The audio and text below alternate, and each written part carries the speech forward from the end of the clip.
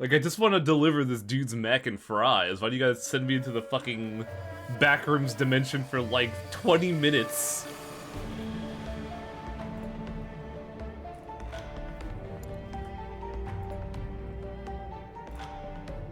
Anyway, Skong Kong.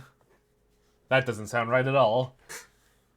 That's right, the tech bro. I don't even want to call them tech bros. These guys suck. The Wump Owens are being huge jerks to us, and we gotta set this right. Which means we're gonna be skipping a lot of dialogue. For those in the archives, it's been a week since we played this because I've been doing co-commentary in other streams, so the Shadowrun streams have kind of unfortunately suffered. We got the thing, right? How do I open my inventory in this game again? Magpie's keycard, storm key drain, silver necklace, stockroom keycard, broken piece of armor. What were we supposed to get here? Because we got something here, but I forgot what it was.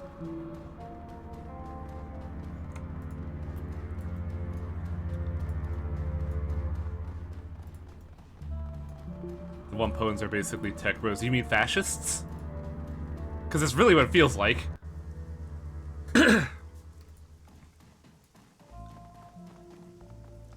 It was the fragment of Gaiju's armor. Okay, so then we could just... We should be able to just continue the cycle.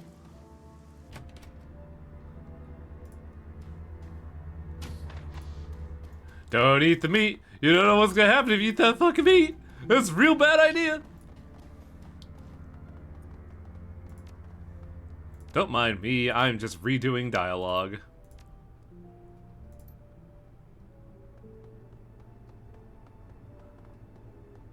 Oh, we need someone to look at it? Fuck. Well, shit.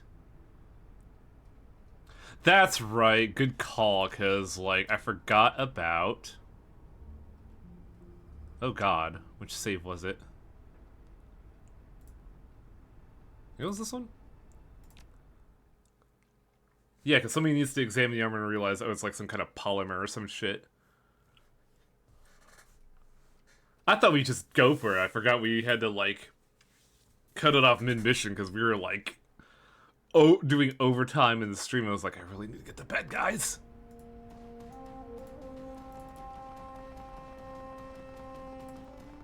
What a hot fucking mess of a stream. Boy, howdy. Speaking of, hello, everyone. I hope you're all having a wonderful evening.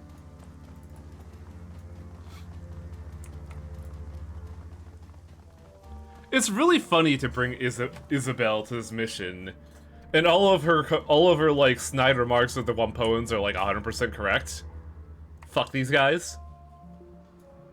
Who sells armor out here?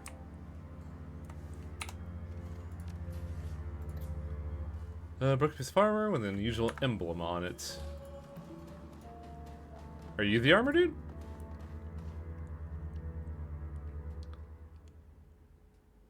Oh, this is the tech guy. Who the fuck sells armor around here?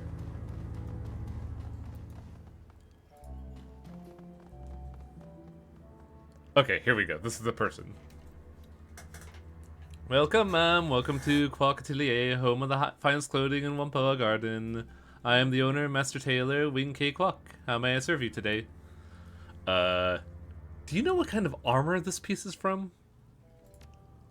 Perhaps. Let me see it and I'll tell you what I can find out. Wing K holds the armor piece up to her eye, taking it out of jeweler's loop to look at it more closely. Japanese markings. I don't recognize all of them, but this one says Renraku family. Recognizable to anyone who's used to seeing the name in Hanzai. Oh, oh no, I'm dying. What? Why are my frames dropping?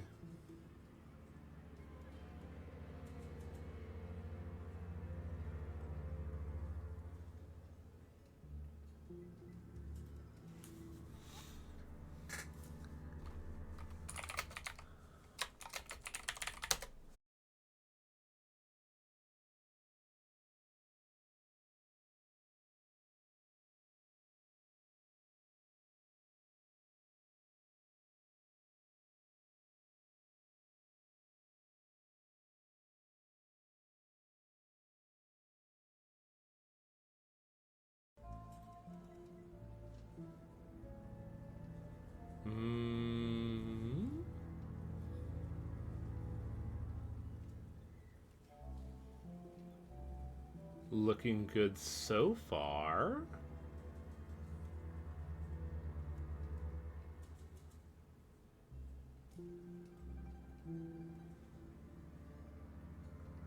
Nope, there it goes.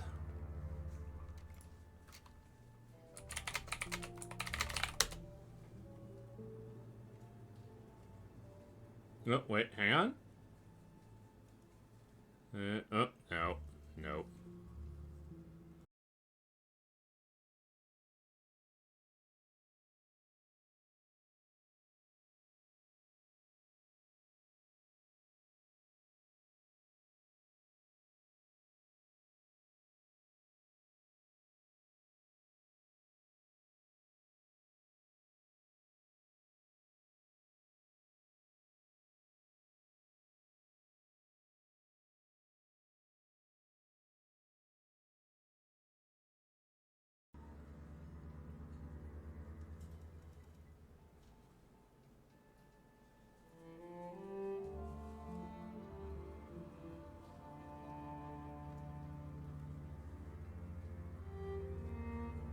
It's purely Twitch.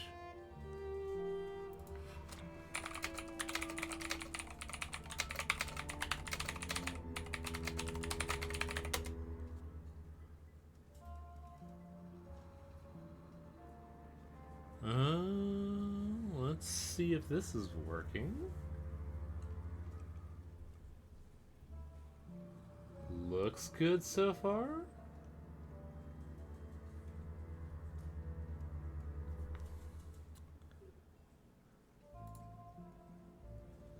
I don't know what was the difference between auto-recommended and default. But it looks like we're still good.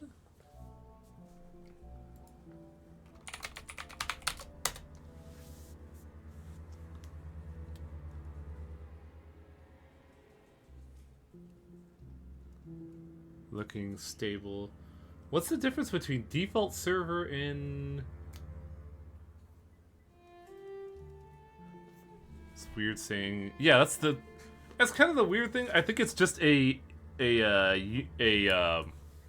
pathway from my end to Twitch is fucked in a way, and I just have to go a different direction. Looks like it's stable though. So, let's continue. I'm probably not going to take the first part of the archives, because that was just us reloading several saves. But basically, we got over here, and now we're trying to figure out what this armor is. And this lady mentioned that it's a Renraku family character symbols on the armor, as I'm watching my bitrate like a fucking hawk. The composition appears to be of high-density ferroceramics, probably boron carbide with an interwoven bioaramid mesh. The staining on the edges suggests it contained pockets of silica suspended in polyethylene glycol, similar to commercially sold gel pack technology. This armor could have withstood a significant amount of impact force. Even 7.62mm rounds wouldn't have had much of a chance of penetrating it. But it's still broken. High-velocity rounds with a tungsten carbide penetrator would be the most common. This is the kind of thing armor-piercing, discarding sabot rounds were designed to defeat. Die-cotted? What's die-cotted? A die-cotted melee weapon could do it as well, but that wouldn't be the kind of splintering at the edge. Same with the case with EX explosives rounds, we'd see spalling on the backside. Wow, this one's a fucking professional, holy shit.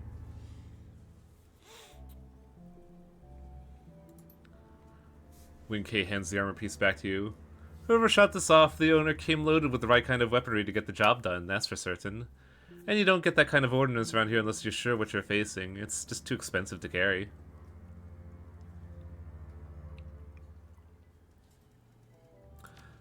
That should be everything, right? Every flag cleared at that point?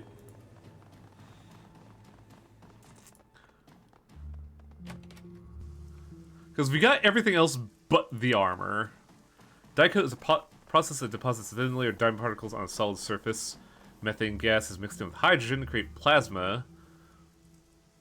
When subjected to microwaving, plasma passes objects, imparting a diamond film. Oh, so it's diamond coating something via plasma. Oh yeah, die coat, diamond coating. There we go. Etymology is fascinating.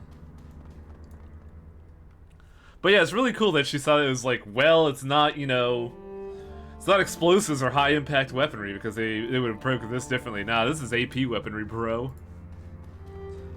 Anyways, gotta get Gaichu back online. I mean, who?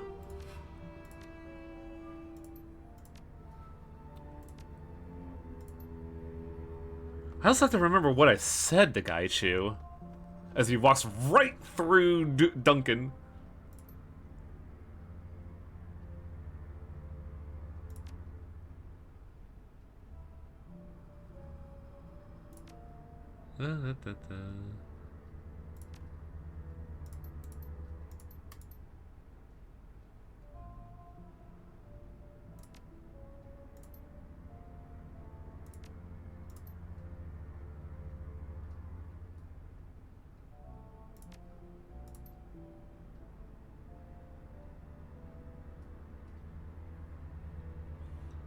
I saw scarring on the concrete from bullets and a blade. You killed them with a sword? And my hands, yes. My blindness precludes the use of ranged weapons, unfortunate. Or, unfortunate, since I was an excellent shot before I became infected. But my skill in grappling and kenjutsu have only increased. A battle of swords and is a clash of souls. Mine was stronger than theirs, and they perished. Hello, Loaf. A betrayal of that sort cannot stand. Yeah, we've covered this one. It's basically him detailing, like, yeah, I'm actually blind, dude. Like, is he fully blind, or is it just the one eye?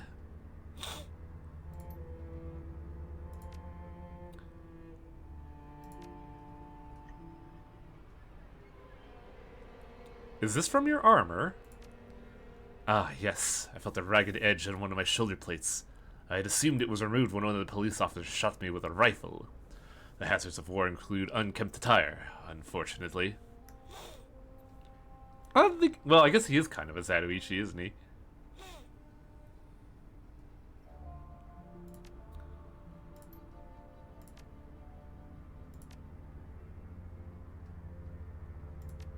Come and work with me.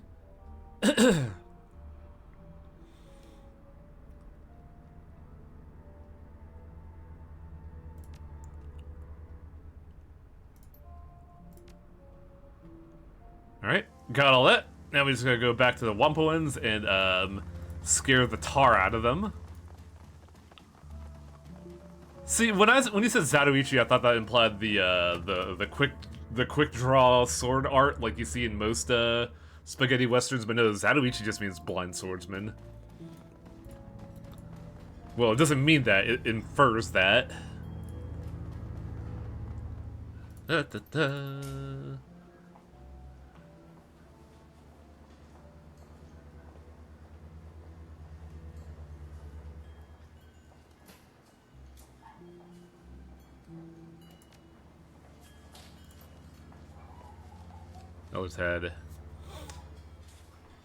Others hired Gaichu to kill her magpie and make it look like she disappeared.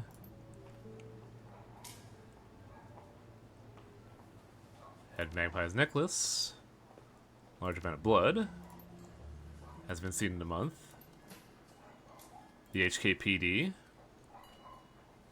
The evidence in the garage ports to find someone with a sword. What? This is a piece of Gaichu's armor I found in the garage. The markings on it prove it. You point out the armor's makings to the porter and he nods with some satisfaction. This is from his armor, definitely, but how does it prove that the elders knew of the ghoul's existence? The police officers were abnormally armed and armored, with much heavier gear than a normal patrol. They were armed with armor-piercing, discarding sabot rounds. That is hardly standard issue.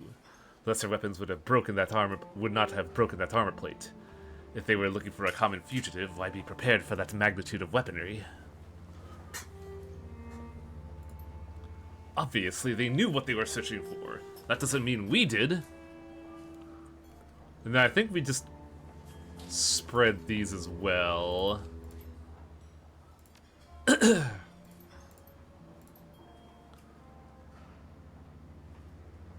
Tong wasn't tortured. It was a deliberate sham of scene.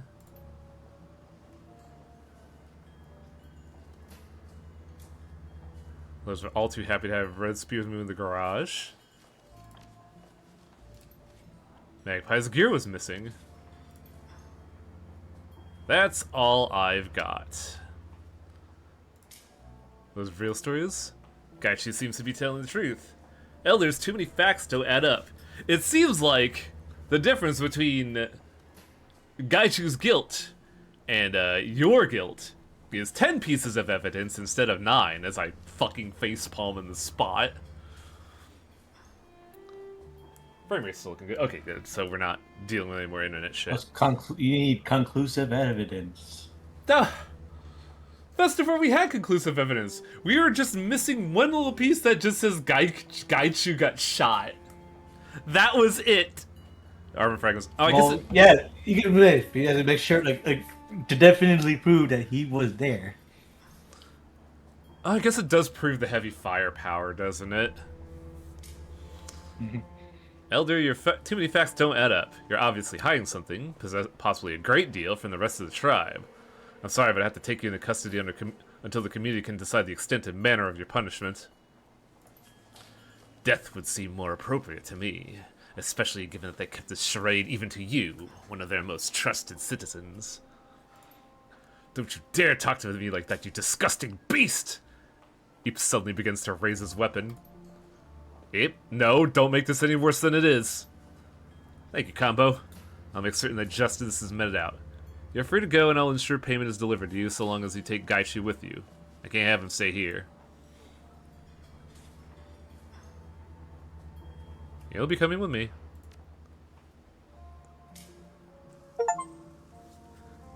And you get Gaichu. As you exit the Wampa into the swelling night air of the Kowloon streets, Gaichu turns to face you. I confess I am unhappy with the decision to allow the Wampoans to live. We should have killed them if for no reason to maintain our reputation.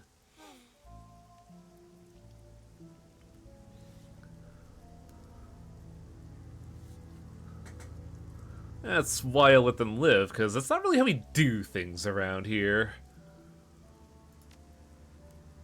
I can accept this. I am unused to working with Shadowrunners, and I assumed you would see things as I do. Hopefully there is much to learn from you. Shall we leave this place? I am eager to be done with Wampa Garden.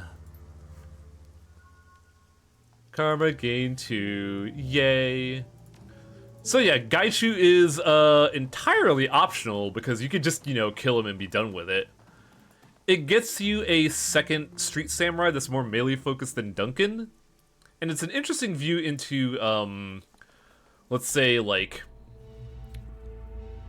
the dynamics of all of China and Japan in the world of Shadowrun, alongside, having the unique property of having a ghoul on your team.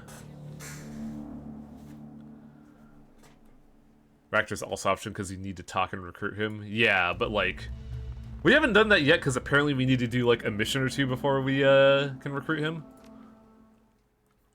Oh, get Gaichu as long as you put a helmet on him so people don't freak out. It's funny because you don't have to. Gaichu could just chill with you, and everybody else is like, yeah, it was me, don't worry. He's cool. Is that guy cool or is he just ugly? Ugly? Okay. The Gaichu gives you a sneer like, bitch, I was beautiful. I wish I used to be beautiful before I was infected. It's fucking infection, I can't fucking swear to God. The MTR rockets noiselessly towards Heioi along the edge of Kowloon Bay. The black water glitters in the night with the light of 1,000 reflected storefronts. Gaichu stares sightlessly out the window, one hand pressed to the glass. The plot by the elders is exposed, and Porter Lamb is in your debt. You have a new ally and the respect of the Wampoans.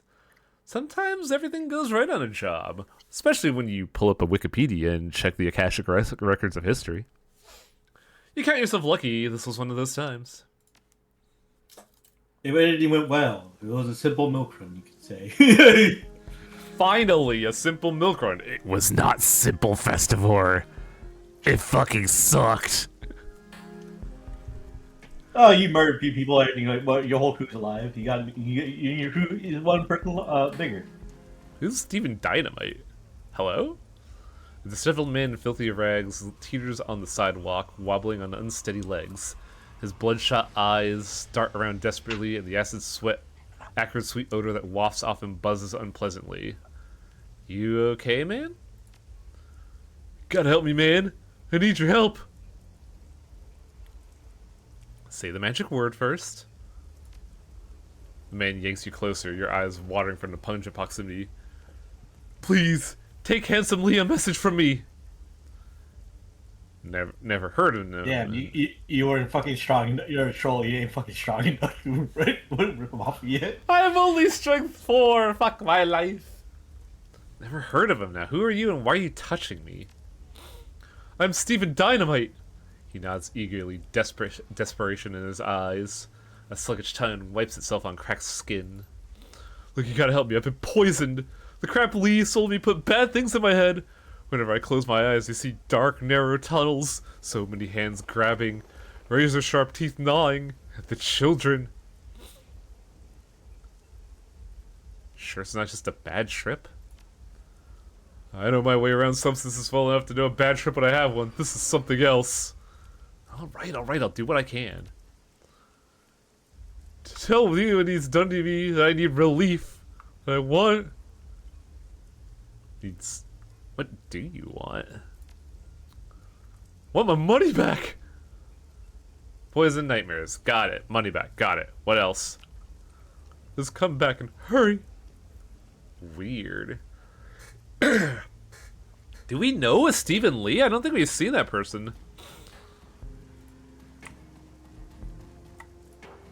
Also, he wanted to know what happened. Maximum law.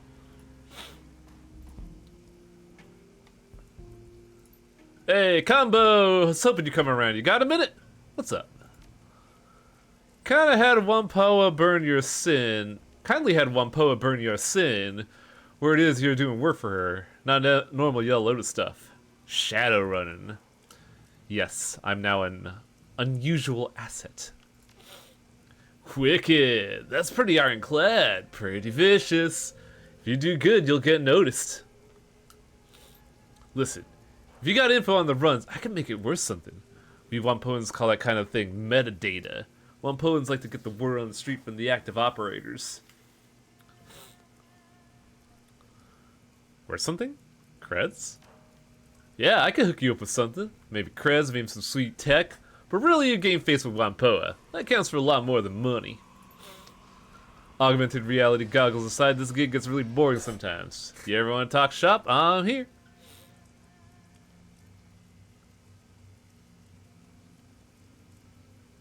Your elders hired a ghoul assassin to... I know! Those piss-drinking, pig-sucking... Law erupts into a torrent of livid, awkward profanity. Some sort of pigeon of Cantonese and text speak. He catches himself short, pulls him back together, and clenches his fists. He knows whose fault this is? Ing, man. She always had it in for Magpie because Magpie was a genius! That turbo-snorting wooed idiot and her lackeys almost destroyed the Wampoan network. I hope they string the bones of those morons from the gutters with a bunch of monofilament wire for the blessed autofab. I heard all the rumors, but what's the full story? What do you want to know? We need to port this data out to the whole tribe. Before I go on, you seem fond of Magpie. Magpie was the best of the bunch. She was a wicked coder and a no-hot decker. Plus, she knew the infrastructure. Those of us in Magpie's must maintain the shadow nets. That's what keeps Wampoa independent. How's it hanging, Wang? Pretty good. We just had internet trouble early on, but we're back in it. Now we lost Magpie and half the other elders. All that skill base is gone. All cause Ing had a bunch of cruft in her boards. It's her fault, man. I'm telling you. Tell Maximum Law the whole story. He listens in prolonged silence as you lay it all out. When you're done, he shakes himself as awakening from a bad dream. Whoa. For real? Man, this is going down in tribe lore, Combo. Here's a cred stick I keep on hand for when people have special info. Take it, you earned it. Kinda gotta think now. Ensure files. See you later, Law. I'm pretty sure Maximum Law isn't supposed to be like Rockabilly Surfer, but it's kind of what I go with. Okay, watch your back, shoot straight. I got things to do.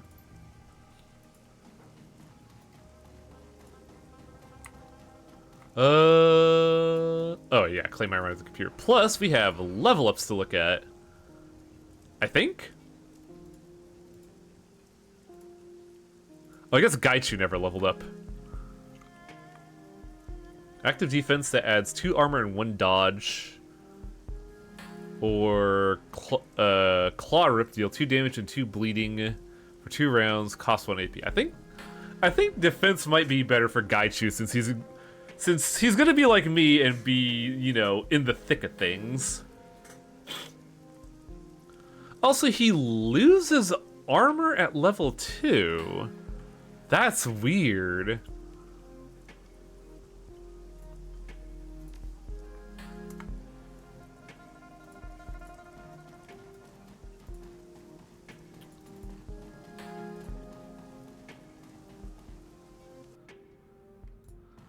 Well, time to get paid. Your workstation and mission computer. 5 unread messages. Artifact liberation. Oh, I see. These are jobs. Okay. Raymond Black's history. Duncan asked me to do some digging on my own into Raymond's history.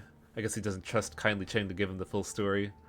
Can't say that I blame him, since she hides things from us as if it was in her best interest to do so. So I've been poking around the various corners of the Matrix trying to dig up what I can. Most sinners leave a data trail the size of an aircraft carrier in their wake.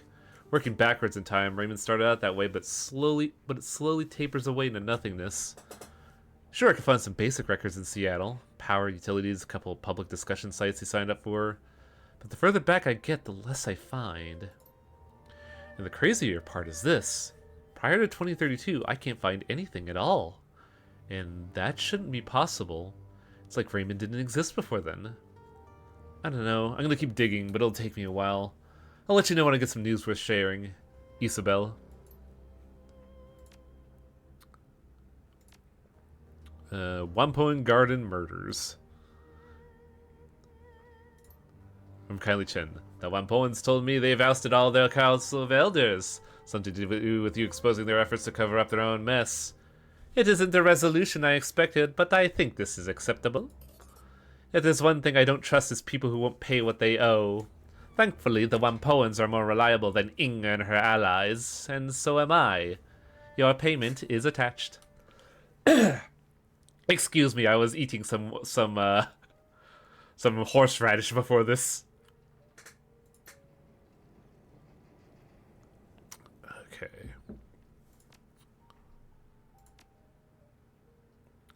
What does the BBS say?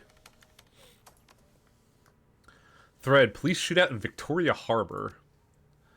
I know a lot of you are interested in that 50k the HKPF is promising in connection with the terrorist cell they're hunting, so I've been digging around for some better info. I think I got some stuff of value. Wharf rat. I want horseradish. I do too, but the stuff we got, I don't know if it's because my fucking senses, my sense of taste is scowled or not. It just didn't feel hot. It was weird. Like, there's a very specific brand of horseradish I like to get called Beaver brand horseradish, because it's the only thing that makes me feel anything anymore. Well, that and wasabi, but wasabi is, you know, wasabi. Turns out they had a hard time. They had a handler here in Hong Kong by the name of Raymond Black. The HKPF tried to take him into custody the day before, but they were forced to kill him in a shootout. Looks like Black and the terrorists are members of the White Star out of Henan. Horseradish reminds me that I miss Arby's. I don't. Their food was always wet. Most wasabi in the US is just horseradish. Huh. Isn't White Star all about restoring Imperial China? One of those terrorists they killed was obviously North American. Why would she be helping a pro-imperialist group? You got money, you can buy any kind of person you need. You're on Shadowlands, oh my. You should know that. So, what do we know about Black and his band of thugs? Anything we could do to track him down? There are a few things worse than Arby's, like Chick-fil-A. So here's the tragedy. As a restaurant, Chick-fil-A is actually pretty good. As a company and as people, they're horrible, though.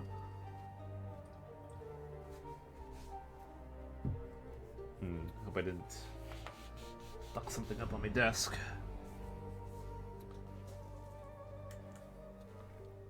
The data I've been able to dig up says that Black was from Hainan, and this was distantly related to the royal family. He spent a couple decades in Seattle making connections in the shadows in preparation for an attack on the Free Enterprise Zone. I attached some dossiers on his remaining agents. I used to have Chick-fil-A across the street from when I worked, and I never understood the hype. I liked it when I went into college, or when I was in college.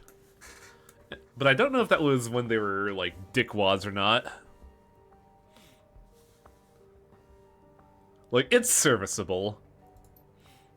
You sift through a long stream of data detailing who you and Duncan are. While the general details about your name and life are correct, many of the small details are wildly inaccurate. You are listed as having lived in Laos for the past 4 years, while Duncan is known to have spent most of his life in prison. You move on to peruse Gobbet and Isabel's ostensible biographies. This dossier lists Gobbet's real name as Yuchun Gui, and her place of birth as Shanxi. I never saw this file. What the fuck? According to its contents, she is 23 years old and served with the Baihu corporate military until conviction of insubordination led her to dishonorable discharge. While you can't be certain Gobbet doesn't speak Mandarin, the idea of her being in the military, any military, is downright laughable. Isabel, in turn, is listed as Fatima Abukar. Apparently, Isabel was educated at an early age in terrorism and piracy by the revolutionaries of the Ethio-Malian territories, and is wanted in connection with the bombing 2052 bomb attack on the French embassy in Johannesburg. That's a little bit of an awkward sentence. Oh, so these dossiers are wrong, Selnar. Okay. Given that you know that Isabel grew up here in Hong Kong, this information appears to be laughably inaccurate as your own. Posy Bash. Alright, folks, we're trying again, this time using a super secret code name. There's no telling how long this will last, so let the bashing begin. Super secret code name, you just ran the words poetry slammed through a thesaurus. Poetry, people. No complaints. A thief on the run, a silencer in the dark. The rat shaman lurks. Jivebergt. Is this referencing Gobbet? What's happening here? Got one for the coyotes, too. An unbound trickster, this shaman fears no peril. Wily coyote.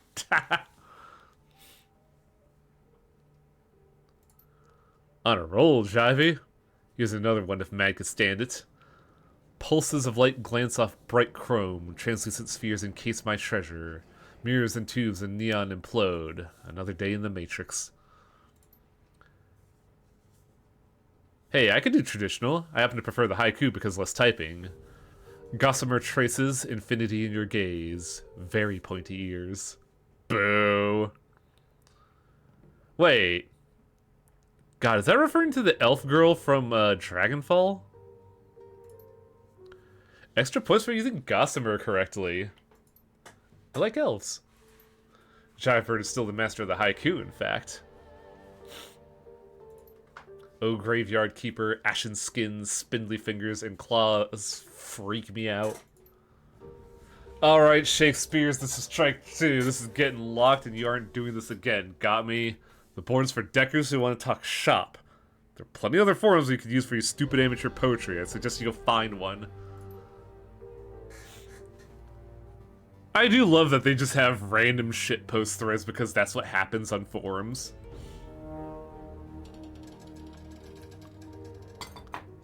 Top shelf sublet available immediately. Good location, cheap rent, serious offers only, please. What do you mean by top shelf? As in a fancy corp condo? How'd you manage that? Nah, man, it's literally the top shelf of the converted maintenance closet I live in. You're joking. No joke! Cheap and location's good, right near the Temple Street Night Market. And it has super fast access just in case you need to get in and out of the Matrix Click. I'm not the sort to ask questions. There's just about enough space to stretch out of your legs lying down, and there's a ceiling hook for your gear. What do you say? I don't know. I need a place, but still. A shelf in a shared closet? Screw that. I got a sweet pad to rent that you can have all to yourself. It's not Victoria Peak or anything, but it's a bargain. Where is it? Kowloon Walled City. It's one of the new construction units on the outer edge. I'll throw in a second ceiling hook. Deal? Okay, message me and we'll work out the nitty-gritty. Seriously? The Walled City isn't that bad. My apartment is huge and it even has windows.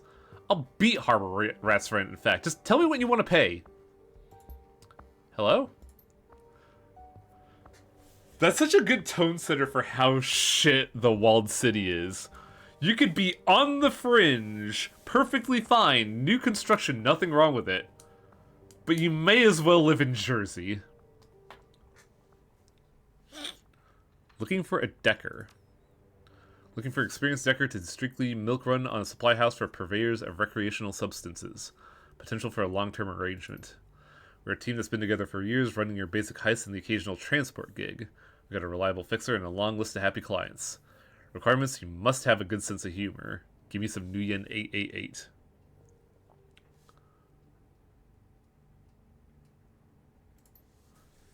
Hey, are you willing to give a newbie a shot? I've been in and out of the Matrix since I was in school. I raised some creds doing odd jobs, so I got a hot new cyber deck I'm itching to try on a real run. I don't know, man. We'd really like to find a long-term decker, and you kind of don't know shit. You said it yourself. Sorry. Aw, come on. You said it was a milk run. How else would a Shadowrunner start if not with an easy gig? I'm being upfront with you. Doesn't that count for something?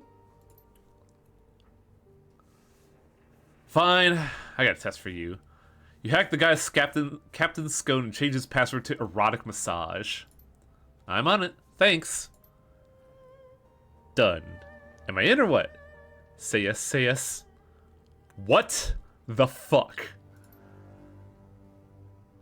Hey, Mazoom, may I introduce you to our rigger, Captain Scone? You'll make it a fine addition to our team. Thank you. You won't regret this.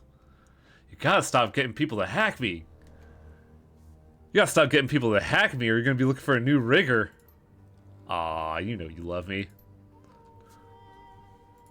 God, I really wish they'd do another Shadowrun, because I love dumb shit like this, where they just come up with random backstories of stuff that just happens in the area. Let's talk with the crew and get their vibe on the last mission. Also, what is this? It's definitely my bunk, but why is it glowing blue?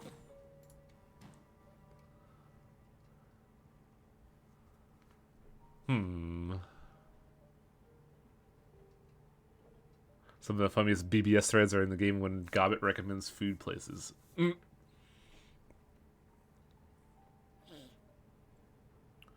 Walled City or the Zone? The Zone with a bullet. You have places to stretch your leg in the Zone.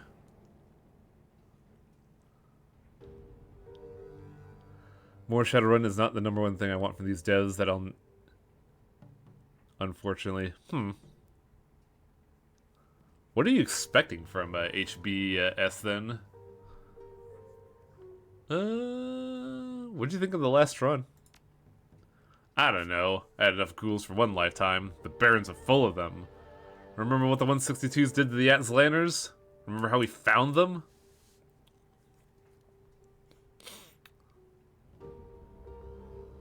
Battletech 2. Ah.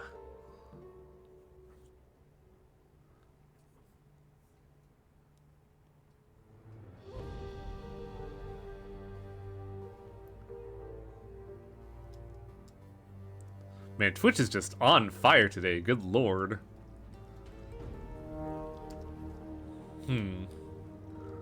put it behind me, you should do the same.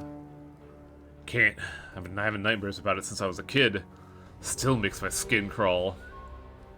I don't know, Cass. I don't think I'll ever get comfortable with having a ghoul on our crew. Makes sense to keep those elders alive, by the way. Good call. We don't know anyone in this country. Seems wise to try and get some allies. Anyway, enough about that. Need anything else? Last 5 minutes of chat have been not in chat. Barf. Oh yeah, we should probably talk to Ractor. Who I don't know if I'll ever get the proper voice right, because I can't pin down what he should sound like. Welcome back, my friend. What can I do for you? You said this morning's casting. What did you mean? Exactly what I said. A casting I made of a new locomotive assembly for Kosche. A biometric design, as you can see. This one is inspired by the walking legs of a decapod crustacean. The mangrove crab, to be specific. Last I heard, they were down to 2 people after being spun out of Paradox. Oof. Yeah, I remember hearing something was up with a harebrained scheme, but I don't know what.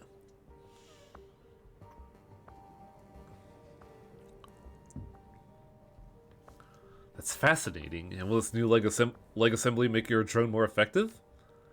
That remains to be seen. But there's more to life than combat effectiveness, is there not? By fabricating new components for Kosche, I unlock options. Different ways of being. Even the failures, and there have been many, have value in this context. How did you learn to do all of this? More training and experience than I care to mention. Drone architecture was once my profession, you see. Now it's more of a calling, one that I am free to pursue. Now that I have freed myself from the shackles of corporate servitude. Keeping all this machinery running can't be cheap. How could you afford it? Ractor is Russian. That's what I'm hoping that I'm going for, but like I'm trying not to be heavy-handed about it. Freelance. At the risk of sounding immodest, I've commodified myself rather well. There are always corporations in need of design consultation. You'd be surprised at how lucrative such work could be. And there's always other work I could turn to in a pinch. You said you used to work for a corporation. Whose payroll were you on?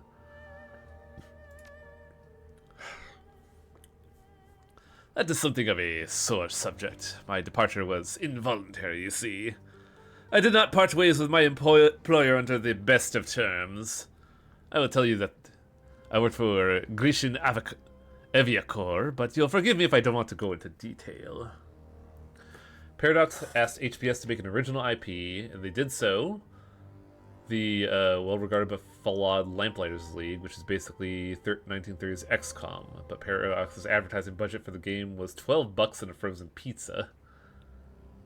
Yeah, I remember hearing Callie mention this, that I think they were working on Lamplighters League and it didn't, and like that stuff went south real fast.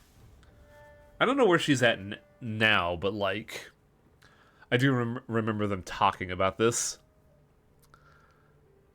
You said you do other work besides consulting. Care to tell me what kind? Rather personal question, would you say? Maybe, but we're having a personal conversation. Indeed we are.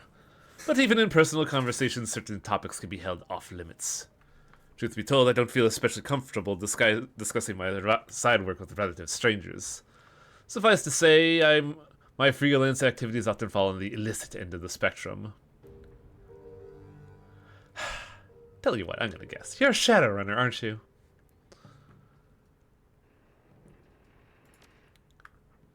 I dislike the term, but yes, I run the shadows. What gave me away?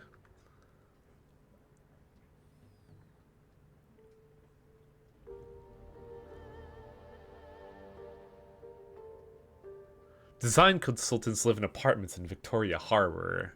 You are living in a rusted-out boat in Haoi. There's gotta be a reason for that. You are correct, of course. The residents of shadow communities are usually either too poor to live elsewhere or engaging behaviors too illicit to risk it. I will admit to being in the latter camp. Fortunately, Paradox kept ownership of all previous games. Aw, oh, man, including Shadowrun? Fucking hell. Design robotics is my passion, but it doesn't always pay the bills. He runs a hand over Kosche's armored chassis, caressing the sculpted metal with his fingertips. My status as a foreigner has proved something of an impediment in this regard. And so sorry as I may to say, the lion's share of my income flows from Kosche's aptitude for butchery. Such is life, I suppose. We do what we must with what we love. Sounds like everybody on this boat runs the shadows. Why not pull our resources and work together? A compelling offer, but I'm doing quite well on my own. A compelling offer? I'm doing quite well on my own, but I must admit that there are certain jobs of which I am unsuited. Magic eludes me, and I am not a decker. My strength would come from material objects in the real world, solid things with mass and heft, things that I could build and operate. Sadly, a great many clients are often interested in teams that display a mastery over the intangible. I do like how Ractor is an incredibly talented person and kind of like super useful. And yet he can't work in the criminal underworld because he doesn't know magic.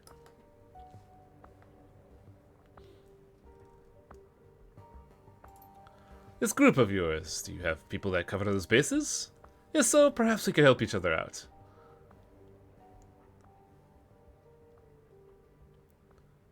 Yep, we also got a former security well, I probably shouldn't say that. We have a shaman and a decker, both competent at their jobs. In that case, I will accept your offer on a provisional basis. We'll do a few runs together and see how we get on. If our association bears fruit, it will continue. If not, I will bid you farewell and go back to working alone. How does that sound? Welcome aboard. Very good. Excellent. When you receive a job, you know where to find me. My skills and resources are at your disposal. And with that, I'm afraid I must bid you good day. I still have work to do down here. This leg assembly won't clean itself. I'll be in touch. Looking forward to working with you. I think we probably could have gotten this out the gate, and I feel super bummed. Let's see, Ractor. Increased accuracy on the drone or increased move speed? Oh god. These are both really good for a drone. Shit.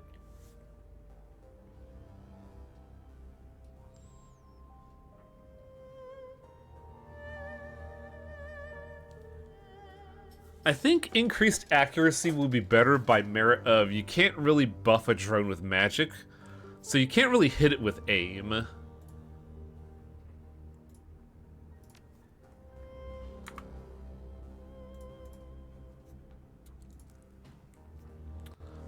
Alright, time to talk to the girls.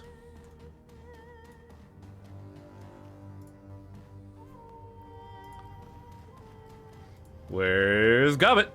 There you are. Gobbet's nest is pretty much what you'd expect. Piles of clothes on the ground, an overflowing garbage bin surrounded by stacks of instant noodle packets, and towers of tinned oysters. Avant-garde posters haphazardly thumbtacked on the walls, overlapping in some places and peeling in others. It feels a lot like an art school dorm room. Gobbet reclines in a corner, cradling a bowl of soup in her hands. At her feet, a cast iron pot simmers away on an electric hot plate. The contents are typical Hong Kong comfort food. Chicken-style soya broth, elbow macaroni, tinned ham, and a heaping scoop of egg-flavored mycoprotein. As you find your way through the piles of dirty laundry, Goblet slowly lifts her head from her bowl to acknowledge you. Hey, Seattle! How's tricks?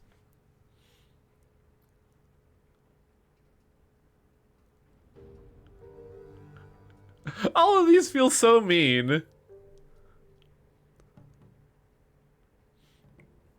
Things have been better, and things have been worse.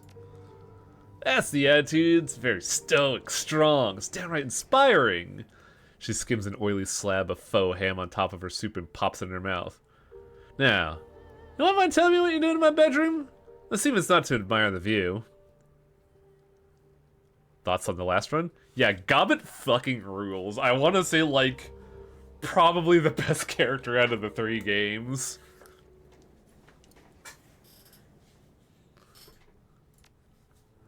I don't get the Wampoans, I really don't. Isabel's as close as he usually gets to that particular flavor, crazy. You'd think with all that technology and backup they've been smart enough not to stiff a samurai on payment, much less a ghoul. I don't know, for smart people it seemed pretty stupid to me. I think we pulled off a damn miracle back there. Not only did we get a creepy-ass close combat expert on our side, we exposed the others and got ourselves a nice bonus for being smart. Not a lot of jobs go that right. Feeling better and better about putting you in charge. How did you decide on the name Gobbet? I didn't. My mom did.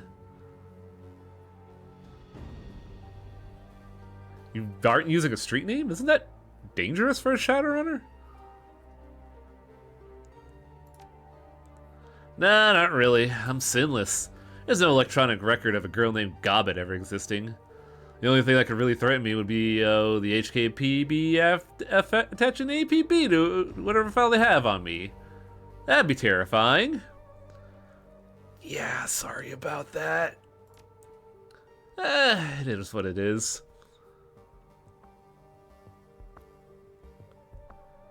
If you're up to talk about it, I wanted to go over the ambush back on the docks with you. Yeah, I figured you would. That was a hell of a thing, right? You could say that. I think Dragonfall is the overall better package, but Hong Kong has some high highs. I also think I like Hong Kong more just because I like the vibe of it more. Like, it's weird to say, but something about Hong Kong feels more alive than Dragonfall, but I think that's mainly because by this time, Harebrained Schemes has had more experience doing this. It was fucking awful. Nightjar and Gutshot were two of the strongest men I've ever known. Quality runners, both of them. I watched these two fight through situations that would kill anyone and come out on top. And how do they go out? She mimes holding a rifle, making a show of peering down the scope. Bang, bang, dead, dead. No blaze of glory, no speech, just extinguished. Smashed like bugs. We would have gone out the same way if you hadn't gotten us out of there. She absentmindedly raises her bowl to her shoulder. A rat claws over the slope of her back and lowers its head to lap in the broth. It was more a rat than me. She's the one who grabbed me by the gut and led us over to that sewer entrance. All I did was follow.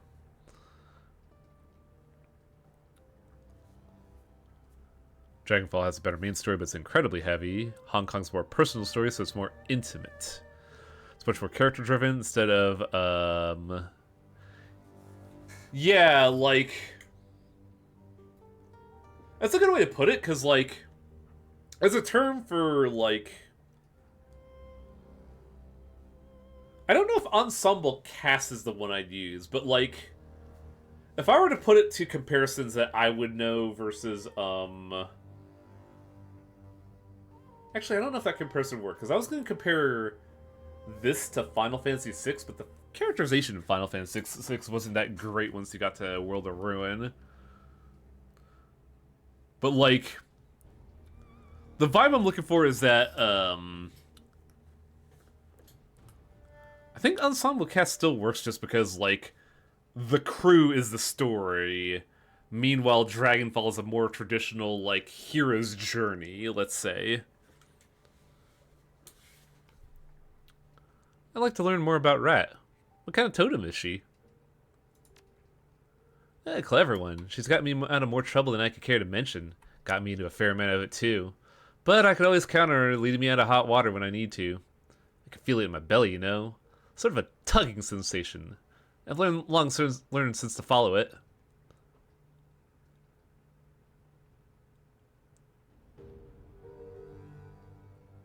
Yeah, like, 6 has a fair bit of characterization, but the problem is it has such a big cast that a lot of characters fall by the wayside. I wasn't aware that totems took such direct control of their shamans. Usually they don't. Me and Rat got kind of a special bond. She takes care of me, and I always done my best to take care of her. Another pair of beady eyes blink up at you from Gobbet's hip. A second rat scurries up to her shoulder to join the first. And to pamper her earthly children like these two. Beat madness and folly. Interesting choice of names. I like the way they sound. Madness and Folly. Got a nice ring to it, right? My girls remind me not to take myself too seriously. I wouldn't trust Folly, though. She bites. You seem pretty comfortable with all this. Been running the shadows for a while? A long time. Started when I was just a kid. You're still a kid. What are you, like 19? Eh, something like that. Your guess is as good as mine. Doesn't change the fact that I've been doing this for years, and you started yesterday. Matter of fact, Seattle, I think I'm gonna make a project of you. Take you under my wing, so to speak. You need a wise mentor. Might as well be me.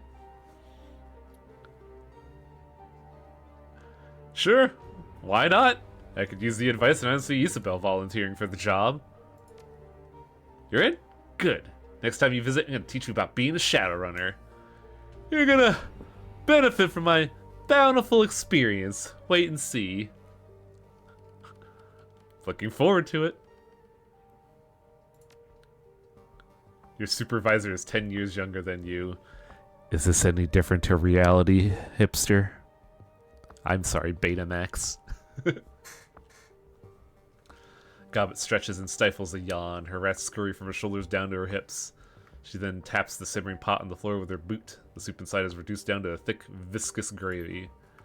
You know, this has been a nice chat and all. It's getting late and I still have the rest of a hot pot to power through. So, without wanting to get awkward, alright, I'll get out of here. Take it easy.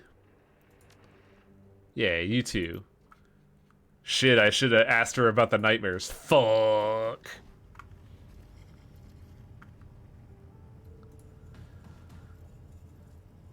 Isobel's cabin is an exercise in controlled chaos. Your living space is utterly dominated by enormous jury-rigged computers. Serpentine cables snake from component to component, tying dozens of obsolete terminals and cyberdecks together into a single colossal machine. I like how Gobbet has an actual room, however disheveled it is. Meanwhile, Isabel's room is this computer in a fucking plastic bag that she calls a bunk. This is my personal machine. If you're looking for your mission computer, it's downstairs. She doesn't bother looking up. You can see that she's elbow deep in the guts of an obsolete cyberdeck. One of a half a dozen have been wired into her computer. Actually, I was hoping to talk. Got a sec? We're talking now, aren't we? I guess so. Can I ask you a few questions? Go ahead. I'm not stopping you. Well, I forgot to ask Gobbet this, so I'll ask you. Have you been having any weird dreams lately? Yeah, I think everyone has. You want to tell me what your dream was about? Not particularly. I don't remember much anyway. I've gotten good at forgetting things related to that place. I'm not really interested in talking about my dreams combo. I just want to work on my computer in peace. Any thoughts on that last run? I thought I would miss the Wampoans. And you know what? I don't. They're all a bunch of pompous, cliquish tech junkies that act like they're in high school. All backstabbing and whispering gossip. Hillers are the worst of them, always pitting their cronies against each other. They're useful allies, but I don't want to ever deal with them directly again. They had high school inside the Wall City? Well, I didn't exactly go to high school. Or any school, for that matter. But I watched a lot of Trid and I hung out on the Matrix all day. I think I have a pretty good idea what teenagers are like. Can't believe any of the other elders would be stupid enough to try and shirk payment on a Shadowrunner. A ghoul Shadowrunner, who's dressed like a fucking samurai. We pulled some real smooth shit with Lamb, though, convincing them their plot was in everyone's best interest. We kept them as allies, we got a nasty new team member, and hopefully the Wampoans pick some new elders with better common sense. Anything else? It's quite the machine you're working on. Care to tell me about it? She's my pet project. I call her the Octopus. You might be able to guess why. Impressive work. How does it perform? She's a monster. An absolute fucking beast. What's this thing made of? Whatever I could find. Busted terminals, obsolete cyber decks, aftermarket memory from Maximum Law's dumpster. Scavengers would kill for the stuff in the walled city, but out here, people just throw it away. Most deckers are early adopters. They buy whatever's newest, shell out huge amounts of new yen, hoping riding the bleeding edge. Stupid. But yeah, what the devil is this thing made of? Oh, there's a few unorthodox parts. Tell me one. An orphan child. This machine is powered by a forsaken child? Half of one. I don't remember how that bit goes in fucking Venture Bros, but it's pretty good. For reference, you already seen Gobbet's Shadowland handle its harbor rat. Oh, that's funny. Wait, this is bigger than a closet. What are you talking about, Gobbet? Have we talked about the historical walled city? Do you mean Shadowrun's historical walled city or ours? Because we kind of brought up the Kowloon a lot in the first two streams, and how it's a fucking shithole. Ours. Yeah, we've talked about a fair bit of it. How, like, a lot of the places are extremely cramped, and there's no, what's it called? There's not even, like, shoulder room, let alone elbow room.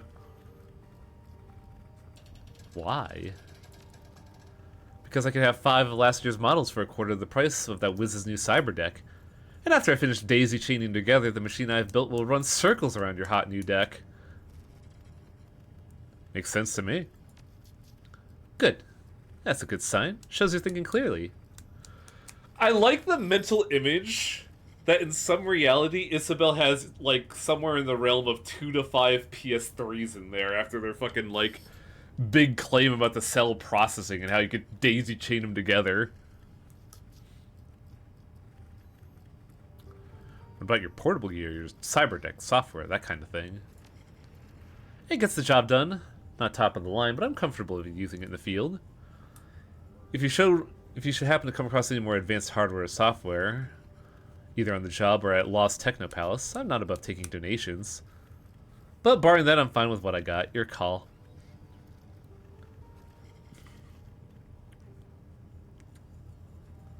I'd like to get to know you better. Tell me something about yourself. Something? Okay, I don't like small talk. Does that count?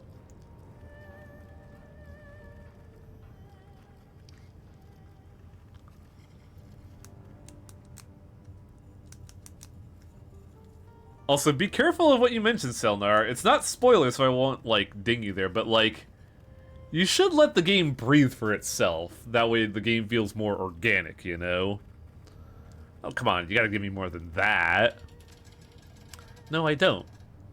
Look, it's nothing personal, but I'm not really interested in talking about myself. I just don't think I'm not a very interesting person. Okay, fine. See you later, Isabel.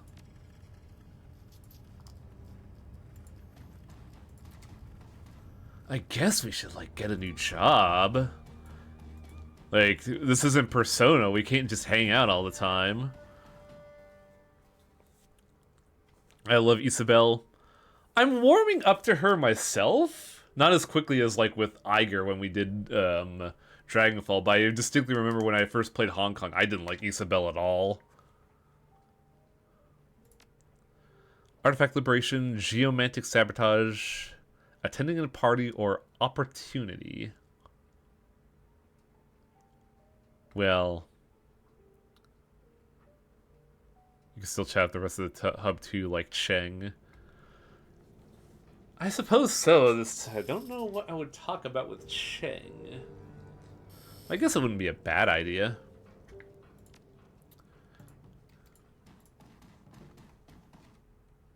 Also, like, we got some money, didn't we? Yeah, 2,000 bucks. I should hit up Spider Shen and see if I could get any new stuff. Oh, right, I also gotta level up.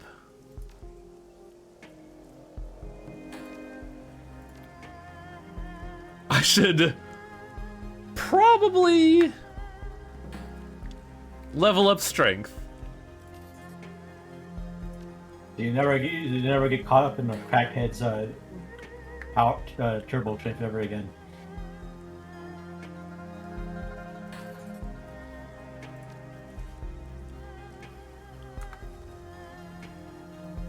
Riker's still on my list of okay, hear me out. In what capacity, Black Jacket?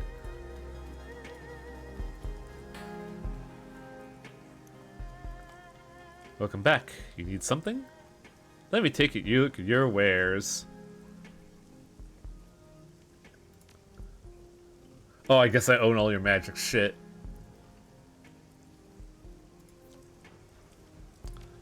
Lust. Eh. You do you, man.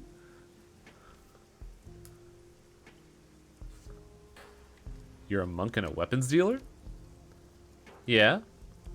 Where else would the ancient masters have gotten their legendary swords and spears? Down at the mall? I was at Wudang Mountain for 15 years before coming back to Hong Kong. I've been practicing Xingyi Quan my entire life. That's how I learned the herbs as well as the forms. It just so happens I'm good in the forge, too. That's why what you buy here is better than most other people's. What's Xingyi Quan? The 5-element fist style. Water grows wood, which burns to become fire. Fire creates ash and earth, which condenses to metal, etc. The forms cycle the 5 elements, and opposing elements block each other. A water fist will break our wooden defense, but a water block will extinguish fire. Should one use a water interception on a metal fist, however, water will be smashed apart. Direct, simple, powerful. Not so elegant as Baji Quan or Tai Chi, but much more powerful. Iger's pretty cool, but she's not the romantic type. She's all business. Mainly because her work at the what was it? The SIF or something?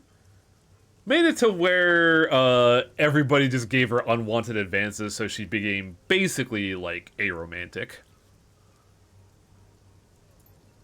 She pulls the tarp away from a nearby lump. The object beneath the tarp is revealed as the door to an Ares City Master armored personal carrier.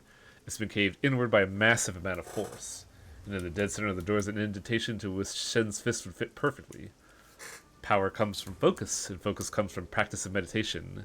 Xingyi Quan produces more power than most other forms of Kung Fu, and applies it in a highly focused way.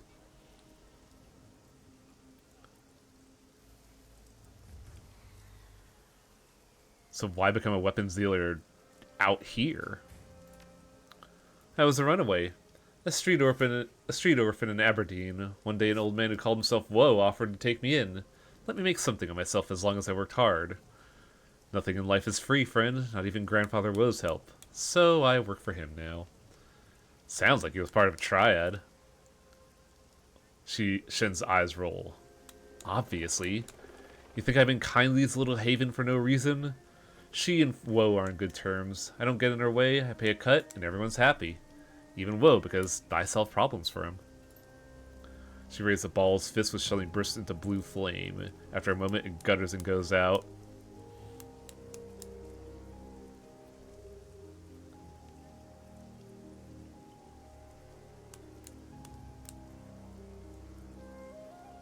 Why are your weapons special? Oh wait, remember that. If anyone ever gives you something for free, in Heioi you pay it back with money or blood. But you will pay it back. Do you sell weapons here? Because I take greater care with them, and I have studied the ancient texts. Anyone can make an excellent carbide steel blade, but I can make that carbide blade burst into flames. I can make it sing with joy in combat. Anyone can make steel. Not everyone can awaken its soul. Can I see one of your awakened blades? No, of course not. Swords like that have to be custom ordered. Only when someone cancels an order do I have one just lying around, and believe me, they get snatched up quick.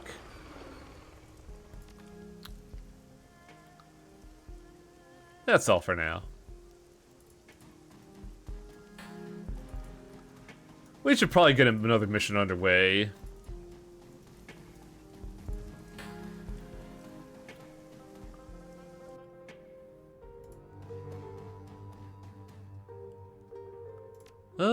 What is opportunity? Preface bypassed.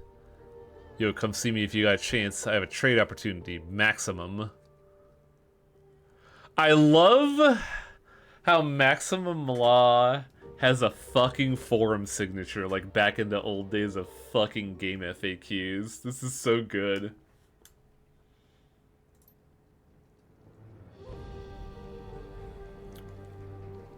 Artifact liberation. Welcome to the Shadows combo. I received a request from an archaeologist named Mr. Drake. He is interested in liberating certain artifacts from beneath a manor house located in Taipo. I have attached a copy of the video message that he has sent to me. Dr. Jones! The screen flickers a few times and the email is replaced with the face of a stern-looking orc. Hello, Madam Sheng. I've heard that you're a woman who knows how to get things done, especially in regards to things that aren't legal in the strictest sense. That's exactly the kind of help I'm looking for. Recently, a rich investor by the name of Liu Ha decided to expand his manor house on the outskirts of Taipo. Too much money, not enough space for his fancy parties. He had a snag with local government officials, however. They suspect the land the state Lozano has built may have pre-modern archaeological artifacts buried beneath it, all of them dating from the Song Dynasty. Consequently, I was contracted as an archaeologist to oversee the excavation and ensure everything was properly recorded and catalogued. Sure enough, we were only a few days into the excavation when we discovered a series of tombs lying beneath the site. The scope of the tombs was far beyond anything that Liu or I had expected. Several acres of catacombs at least, and untouched relics throughout. What's more, they're certainly older than the Song Dynasty. They may even be from the previous cycle of magic. Before I could make any report to the Free Enterprise Zone authorities, however, Liu called in his allies in Tantien Incorporated. Liu sold the entire estate to Tantien, who then leased it back to him. Because Tantien is considered to have extraterritoriality in Hong Kong, local authorities were powerless to stop Liu from looting the tombs. He immediately began building a museum, if you could call it that, atop the site. He has the gall to call this museum the Emperor's Tomb. Can you believe that? The odds of there being an actual emperor here buried here are basically none, but he doesn't care. Anything to sell a few tickets. Liu has continued his excavation using Tantien contractors to expand the dig. What he doesn't know is that I bugged his comlinks before he fired me. Based on what I heard, something strange is going on in the lower levels. Workers have been disappearing, only to be found dead several days later. Whatever's down there is too dangerous to be left in Liu's hands. Liu must have found my data line tapped, though. I stopped receiving information 3 days ago. The last thing I heard was a pair of ancient texts that workers had discovered. Then he issued an order that further excavation should be halted until he could secure the subterranean areas. I'm betting those texts are what caused whatever's killing the workers. I have quite a bit of experience with these kind of dangerous excavations, but the operation on this scale is beyond me. I need a team that's tough enough to get in and survive, aren't afraid of making a mess, and could get out with the books and whatever else they could carry. Beyond the 2 texts, I'm willing to pay very well for whatever artifacts your team can liberate. The more valuable, the better. Don't worry, they'll be going to actual museums, not some rich playboy's mansion. I've got a second program in place that will suppress the Liu security system. The team will have to be careful, though. There's only so many alarms I can suppress. Go beyond that number, and I scrub the mission. I included a catalog of likely items to help the team appraise the most valuable ones. They don't need to be subtle. In fact, I prefer they make it look like a common robbery. Tell them to smash and grab whatever they can. Let me know when you find a suitable group of Shadowrunners. There you have it. A nice, simple robbery. Do you think you can handle something that basic, dear? I have faith in you. Let me know when you're ready to proceed. I'll contact Mr. Drake when you're on your way. Take the run. Excellent. I have attached directions to Liu's estate to the message. Good luck. Don't fuck it up. So this will be an interesting opportunity to take Gaichu and Ractor, and I think we bring Gobbet along just because we need that utility.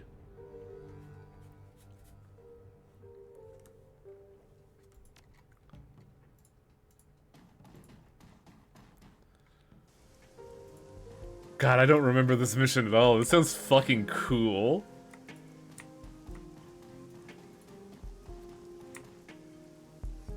Handsome Lee. Didn't we want to talk to someone like that? Yes. About the drugs. Yeah. Okay. It's muggy out, even for Haoi in the monsoon season. You pause to mop your brow. Suddenly you feel eyes upon you. As you glance up, you meet the tranquil, searching gaze of a man half hidden in shadow. He's wearing a crisp, white-tailored suit. Shirt sleeves neatly rolled with a dark gray silk tie and smart black trousers. If he's sweating, you don't see it. The man tilts his head ever so slightly in greeting. A newcomer, welcome! Handsome Lee is the name, purveyor of enhanced sensory experiences. I can see you got some tales to tell. I ran into someone who's got a message for you. I think I could guess. Steven Dynamite? If you're so smart, then can you guess what his message is? From an avid consumer like Steven, there's only one possible message. More. Actually, there's two possible messages. The second one is my dealer poisoned me. His smile broadens. With the myriad of drugs that Steven filters through his system, it's almost an honor to be singled out this way. That said, I seriously doubt I poisoned him. Go ahead, though. Tell him what he wants. What do you think? He wants his new yen back. He straightens out abruptly from his elegant slouch and juts his chin out. There was absolutely nothing wrong with my latest creation. It was painstakingly designed to elevate the senses and titillate the spirit. A smooth high that I have indulged in myself. Now, if the unfortunate Steven happened to dilute my masterpiece with other, lesser substances, I can't be held responsible.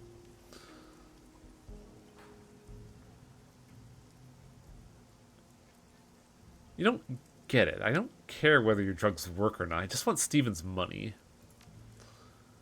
There is no money. Not anymore. I have expenses, just as sure as I'm you do, but here. Give this to Steven with my regards. What's in the package? A freebie. It's what our dear Steven Dynamite really wants, whether he'll admit it or not. Deliver it with my compliments. Is this supposed to cure his nightmares? Of course not, but it will bring relief. And if I'm not mistaken, that's what Steven's itching for right now, correct? Relief is the exact word he used. I told you that I know Steven well enough to guess wherein he'll be desperate for another hit.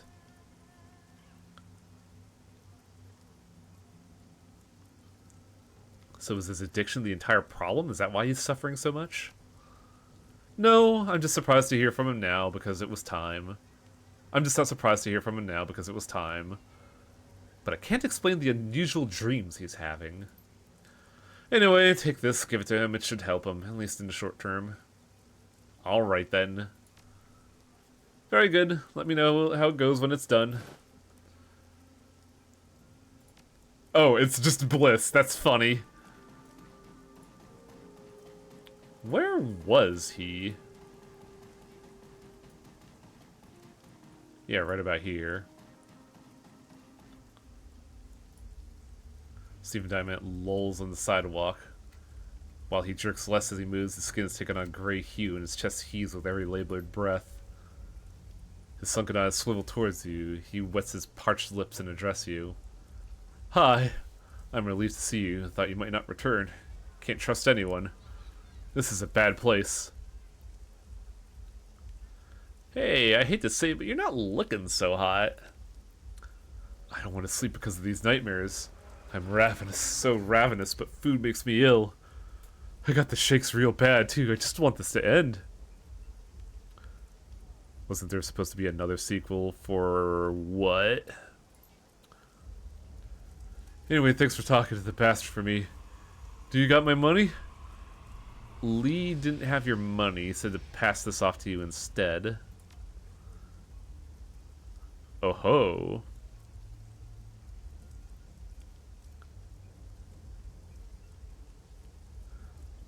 Maybe kicking the habit would be a better idea, though. It's practically ruined you, man. This game. Wasn't there supposed to be another sequel? I don't know if it, like, I kicked around the idea of the Australia sequel last stream, so maybe that's where you got the idea. But like, after this game, I don't think I ever heard them wanting to do anything with Shadowrun. It's purely circumstantial that I picked up drugs as my escape. I just seek out another dependency. So I might as well take Lee's free hit. Packet, please.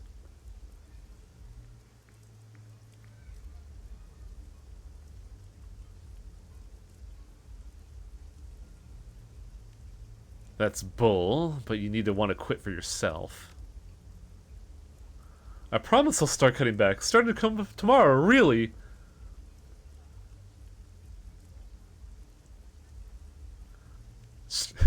Ah, the strength is now coming into play.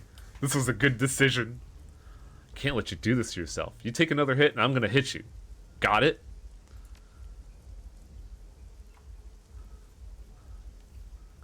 Hope you feel proud of bullying sad sacks like me. I didn't really want that hit anyhow. I'm gonna do you a favor by taking this packet away from you. Yeah, sure you are. I am trying to help you, Steven. Now, can you tell me about these dreams of yours? You'd ask about my dreams? Why? Because I've been having bad dreams too. Maybe we could get to the bottom of them together. These aren't like ordinary dreams, they're like visions. They're so real. I've put all kinds of substance into my body and I've never experienced anything like this. You're practically raving the last time we talked. Explain your dreams to me again clearly this time. I'm walking through a series of dark, narrow halls. It stinks to high heaven and I run to more and more people as I move forward. The people are jostling me, but I'm starving, like I have eaten for days.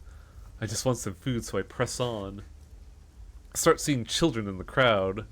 Children with terrible burns, disfigured faces. All these people grabbing at me. Then I see teeth all around me. I feel the teeth on me. I must have known that the drugs are making these nightmares worse, right? So why take so many of them? Because I need them. I used to get my kicks from explosives. I loved blowing stuff up, seeing glass splintering, solid walls disintegrating. Not anymore. Now I stick to needles and pills. Hang on, you blew stuff up? I was a bomb maker. I designed custom ordinances. It was a dream job and very lucrative. Megacorps couldn't get enough of the devices I invented.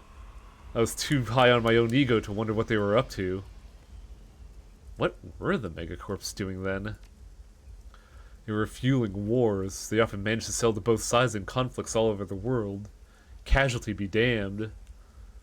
So by selling to them, there's blood on your hands. It's not even as simple as that. I thought my bombs were used in wars against militias, mercenaries, armies. I didn't think about them as people.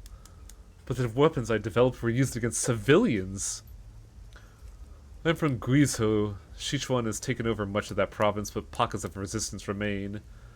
These are big political struggles, actions removed from the lives of ordinary people.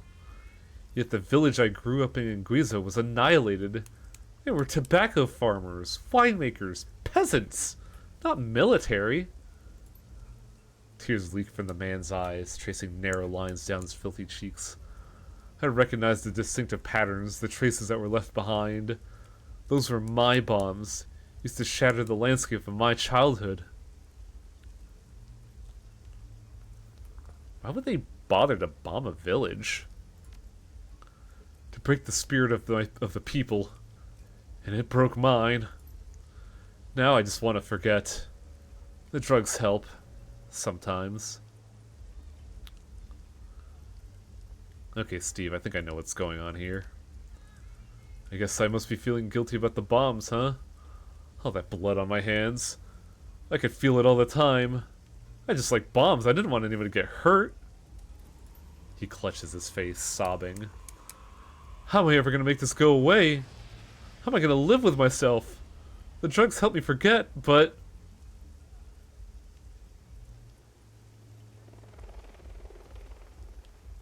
Oh, this fourth option feels like such a dick move. Hand over your money.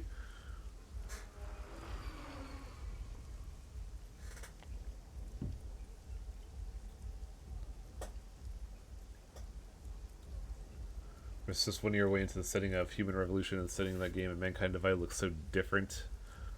Well, you may be 1 year different in lore, but didn't that game take like 3 to 4 years to develop? Like, sensibilities probably changed in development time.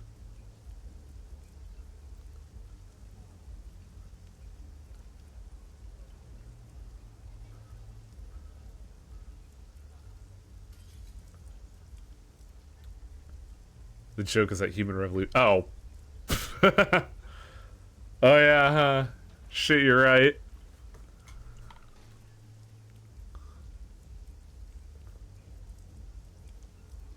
Do something to undo the harm you've done. I don't know. Use your imagination, man. I wouldn't know where to begin. I need some time to think. Children of the future, man. Find a charitable organization and put in some hours, for starters. There were a couple of shelters where I used to crash out with it when I was less down and out that I'm now on. There were a lot of families. I could help out. But in the end, I'd probably need to go home. To Grizo, where I can bring myself to... I'll tell you what. I'll think about it. Real hard.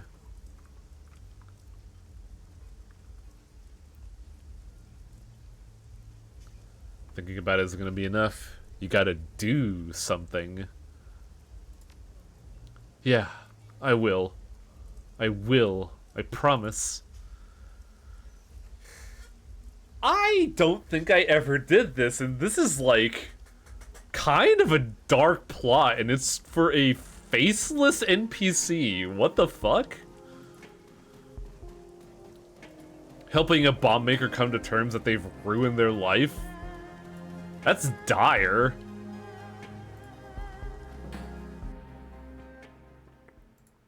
But enough about that. It's time for, remember you could talk about the nightmare with a bunch of different NPCs too? We'll save that for another time. I really want to do a mission. So we got a couple new people. We got Gaichu and we got Ractor.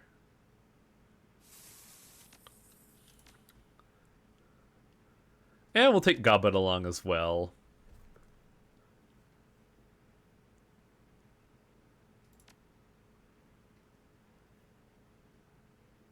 Interesting that Ractor isn't using, Kosche.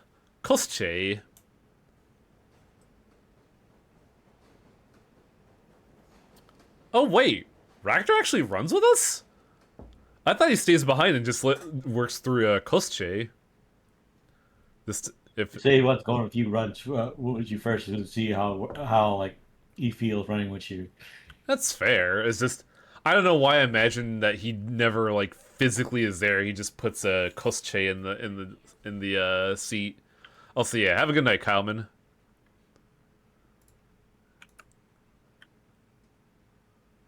Game, let me see Gaichu. Oh, I gotta do it from here. Okay. Gaichu doesn't have much. He just has a sword and some healing. Oh, no, wait. I thought something was off. Who was I looking at? Oh, I was looking at an NPC. There we go. Ractor has Kosche. That's what I thought. I knew something felt off there. Yep. Confirm the team.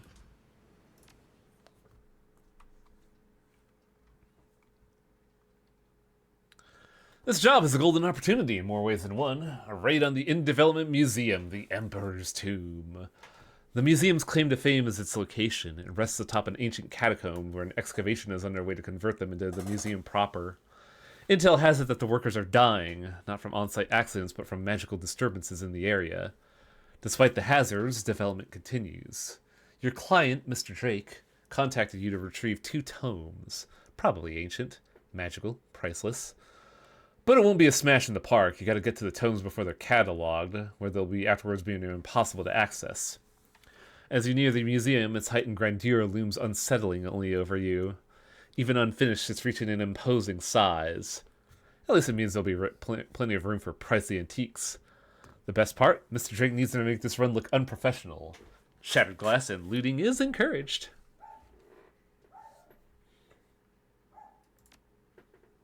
Let me know if the dogs are getting loud with the barking, because I hear them at the moment.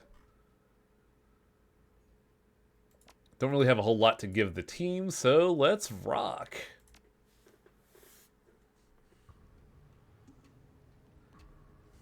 Entry worked less like Drake said. You creep into the dark, unfinished site. Good. Now I'll be appraising what you see as you go through the floor. Grab the best stuff, and my alarm suppression should keep you afloat. Just don't get too ballsy. If the books haven't been cataloged yet, they'll still be in the basement. I'll be in touch. The name Kosche felt familiar to me. He actually explained that it's part of an old fairy tale. The earpiece clicks off. Call disconnected. He didn't even stay in the line long enough for you to get a word in. Your team powers up the nearby generators. Work lights along the new marble flooring sleepily flicker into life. Gaichu tilts his head towards the light. The work lamps act as lighthouses for his blind eyes, exposing the lair of the hall. There is nothing alive in these walls but us. A welcome change. I'm kind of torn. I hate it when guards try to murder us, but at least it means there's some food for you to eat. Unlike now when it's just you and us. She jabs Gaichu with her elbow and grins. Gaichu looks sullen. I'm always hungry, but the less meat I'm surrounded by, the more I can focus.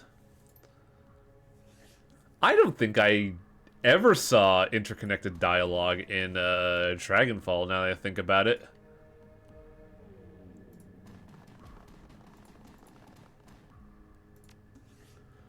Find both books, steal up to 10 grand worth of artifacts, and do not trip the alarms. Now to figure out what... The alarm's got it.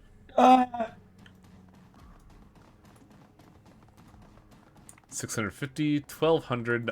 Oh man! King's Ashes. Replica Royal Vase, $12. That's pretty good.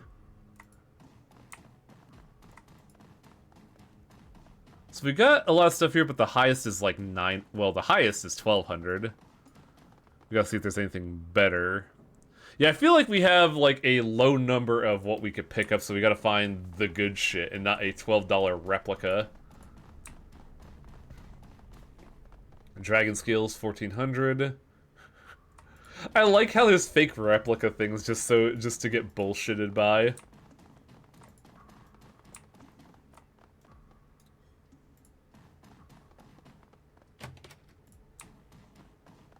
Bookshelf? What the fuck? The bookshelf is made from your standard stained wood. It's filled with books by famous poets, both English and Chinese. I like how there's an intelligence check for... There's like an intelligence check, but a strength check for you just throwing shit around. You throw the books from the shelves and then break each shelf in half, exposing the back of the bookshelf. A knock on the back panel reveals a hollow space behind the fixture. That's weird. Smash! Me, Cassandra, me a smart... Oh, that was an alarm threshold, huh? You're trying to get... Well, we have 9 more to go through. Plus, we gotta make this look like an amateur job. These firearms are relics as well. Maybe a value to a history professor.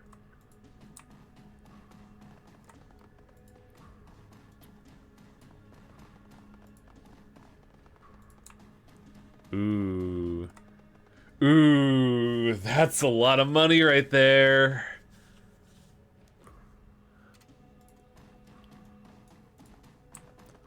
Let's look around some more. I'm pretty sure those are the grand prizes, but we gotta be absolutely sure.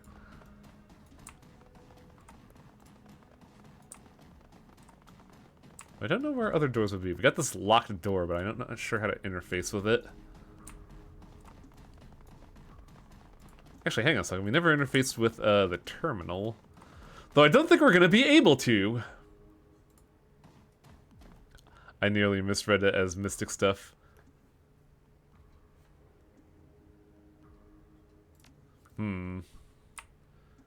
If I were him, where would I leave a password? It's a painting with a plaque. Beneath it, it reads "The Lady of Shalott, 1888."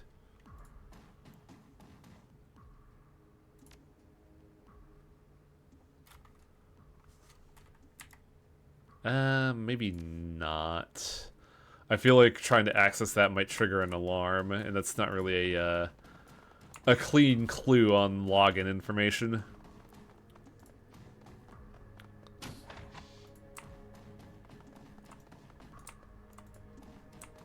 Security terminal.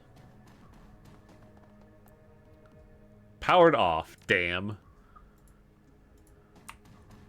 Maybe we should have brought Isabel, fuck. Well, that does look like all we can grab, so let's get to looting. Time to make some money, baby. Mystic Staff? Yeah, give me that shit. Imbued pottery? Yeah, that sounds good. Hand that shit over. When I told you to go like a smashing grab, I didn't expect you guys to steal everything. We didn't steal everything. We left the replicas there. So the guy comes back and this place is just completely clean.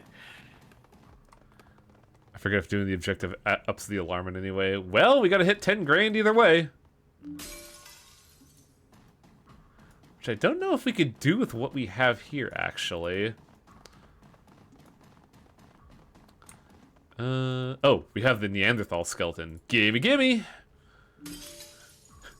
Fucking Cassandra walks up to a pile of bones and is just like, ooh, gimme, gimme. Smash.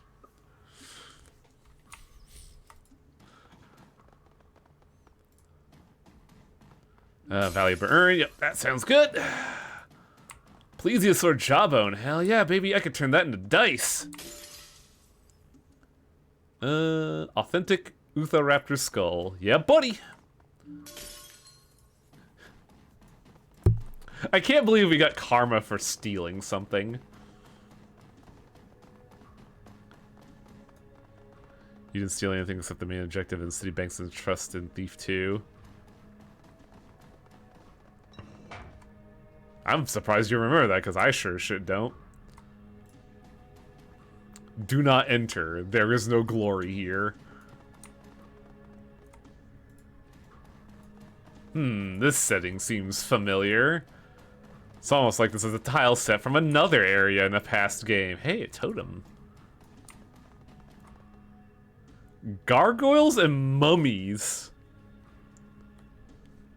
Hell yeah. Do you see that? I see. An opportunity for a sneak attack. Control. There's just hard gargoyles. Oh no. Control Kostje. Go forth, child. Do crime. I feel like the corpse will be a bad idea because I think they do AP damage. Oh, it's already dead. Shit. Raptor manually tunes the targeted drone servos, increasing. Oh shit! Raptor can actually tune his own drone. That's fucking smart. Because I was worried that we wouldn't be able to buff the drone at all.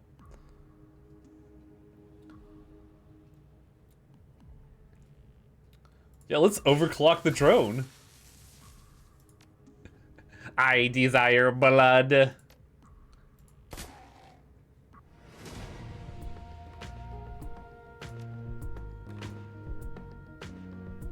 Gaichu. Oh, interesting. Gaichu has stances. Active defense. Why does he have 2 active defenses?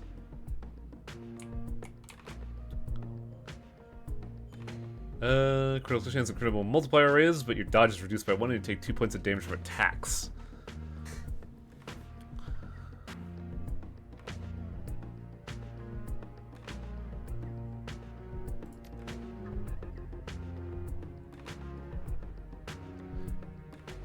Go get him, big guy.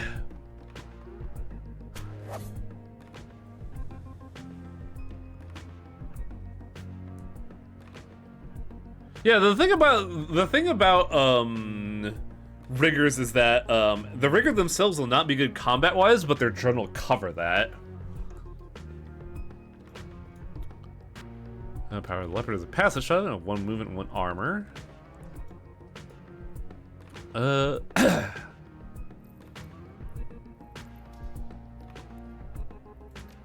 Let's nerve pinch a gargoyle, I guess? Or can I not? Oh, not enough AP. Okay, nerve pinch. Oh. In we go! Hiya!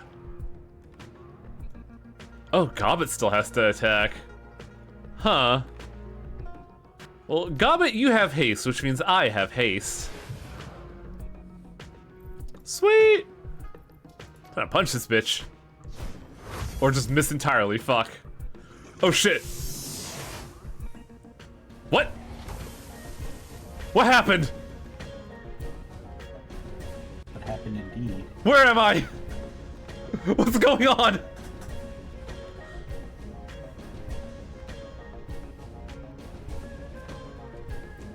Okay, hang on a second.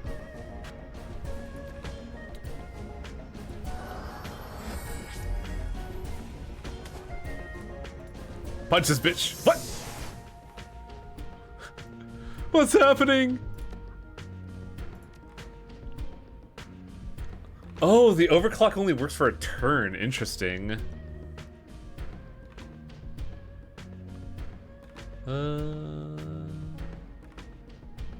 How's the drone's aim looking? Pretty good.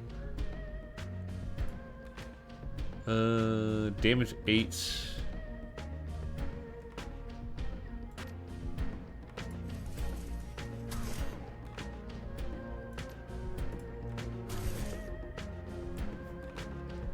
And now Raptor could just shoot the guy with his pistol.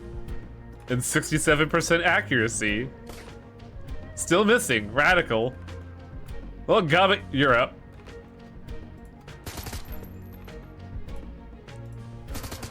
God, I had her train with the SMG and she's still a terrible shot. Uh-oh. Oh no.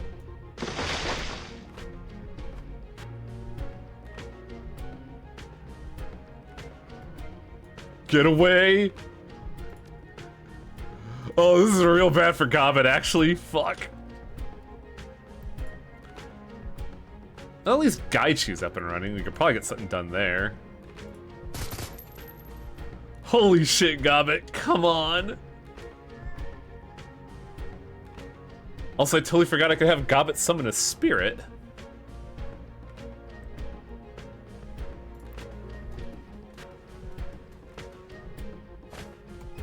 God, we are just so fucking inaccurate. Holy shit.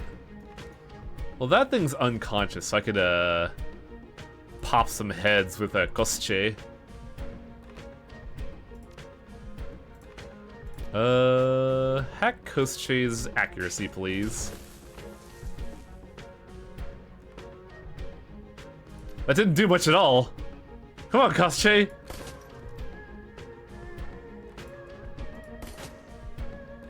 Man, Kosche's pulling work. Wait, why did Gaichu not get to attack? Oh, there I go!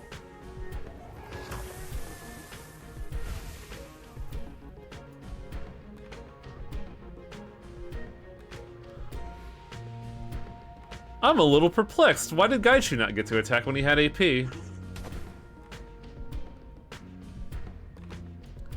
Oh jeez, Raptor's unconscious, which means the robot ain't doing shit.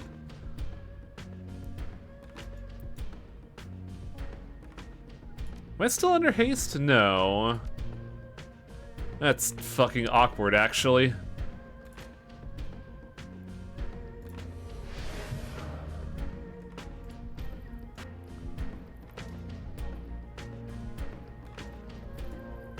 I don't even think I have killing hands up right now.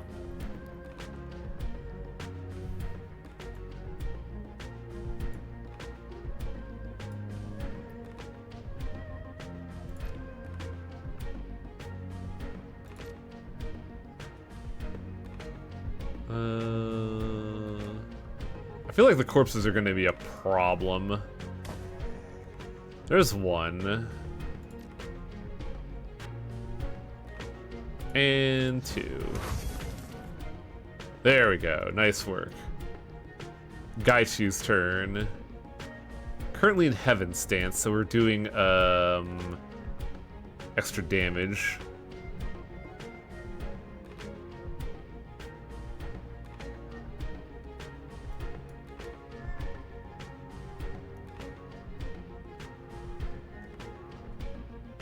Well, let's get in there.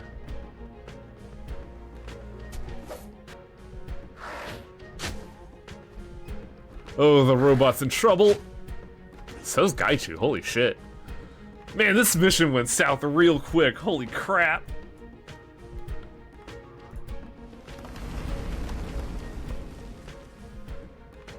Alright, let's see. First off, give Combo some armor.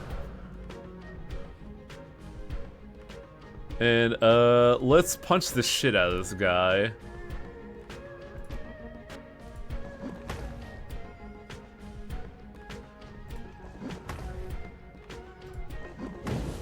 Uh-oh. Right, I forgot Gargoyles fart on death. Fart. Oh, jeez, Gaichu can't get in there. That's really awkward, actually.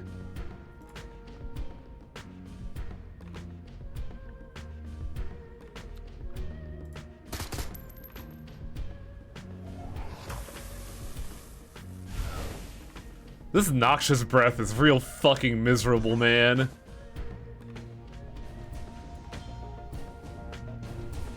So this time, Gobbet doesn't get to attack.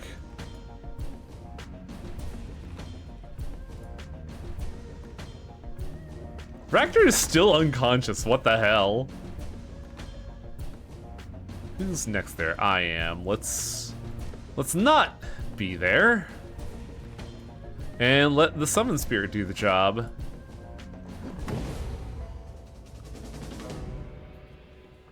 Well, that was right fucking awkward.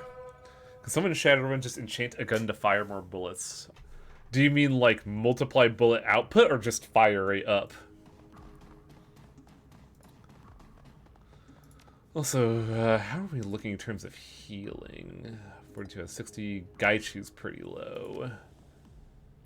You could probably stand a, use that.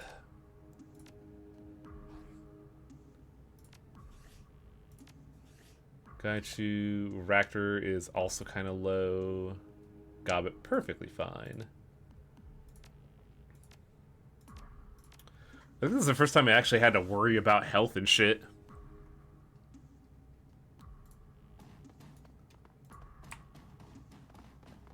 Is this one of the books? Ancient book. Well, that would explain why there were monsters next to it, honestly.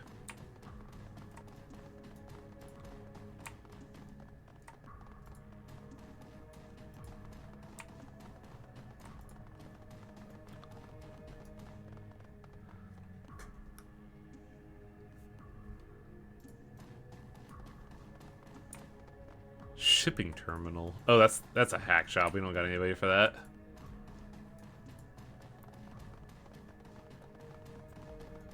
Already missing already missing Isabel. Fuck. This really does go to show how important a hacker is in a cyberpunk setting, no matter how fantastical it may be. Wow, no enemies here, huh? Well, I guess I'll just take this and get the fuck out of here. You got the books. Great. Next you need to head upstairs so I can wipe the security data. Then you're home free. Did you know that these creatures were here? No. No. I planned this run down to the last detail, but those monsters were a happy accident. They tried to kill me! They also killed the researchers, preventing these books from being cataloged. Finding them would have been a lot harder with these had these creatures not come along. Now, time's a-wasting. The security room's at the top of the stairs security's at the top of the stairs leading back into the museum floor. He sure is quick to not talk to us. What? A cadaverous husk materializes in front of you, unfolding like a flower from nothingness into being. It stands with a surprisingly upright posture, and you can see why that its robes are one of fine quality. It raises a hand to block your path. Stop! The thing's voice comes out in a hollow rasp. Something about it feels empty. It seems you can move freely through this realm, coming and going, taking what is not yours. Who are you? I was an assistant to a great man, an emperor. I was meant to continue assisting him in the afterlife. But something was unsettled. Bonds were broken. He is no longer here, and I wish to search for him elsewhere. I want out of this tomb. I must free myself from this place, but I cannot leave.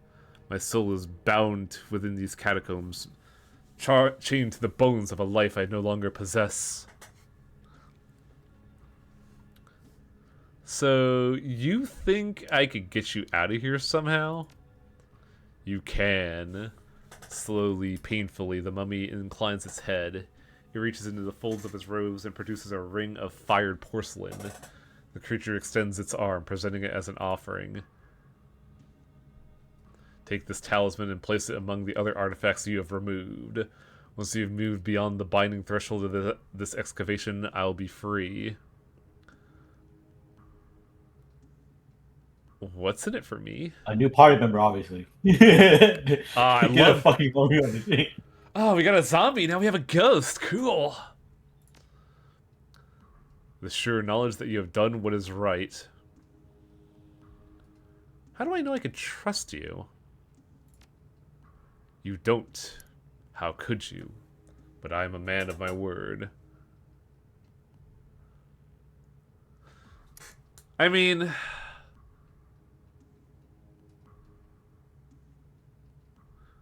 he seems nice enough. Like, he's not being a dick about us. He just wants us to put a ring along with the treasure. Well, I do... Hey, we stole a whole ass mummy. You did what? Well, apparently it's not that. It's the ring that we need to bring along, so we're not... Plus, we already stole a mummy festival. What's 2 mummies? You can get a weapon if you make the right choice. When I am free, I will give you a thing. A token. Crumble it in your hands and I will come to your aid, but only once. And no more. Sure.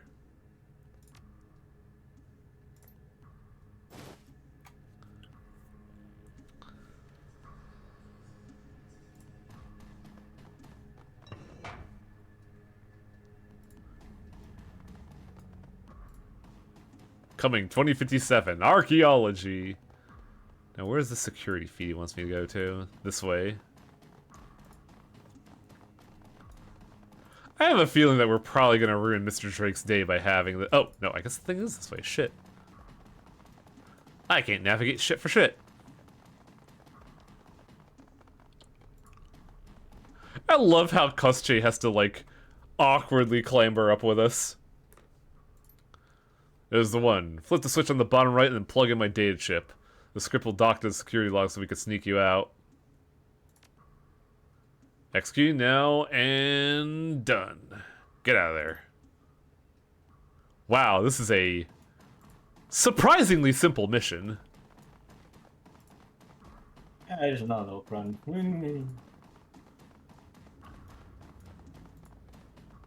I mean, we take those. Ah! Why me?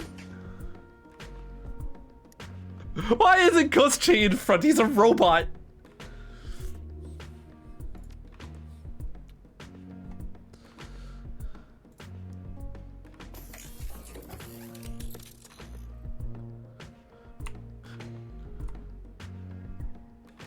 Is there any cover for Ractor to get in? Not really. Robots, I want you to shoot off their arms and legs. Fuck them up. Oh, I can't see them. Damn it.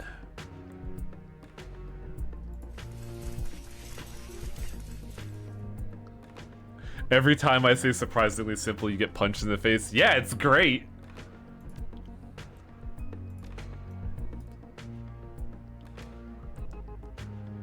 And yeah, give this bad bitch haste. Hiya. Haste is the best haste.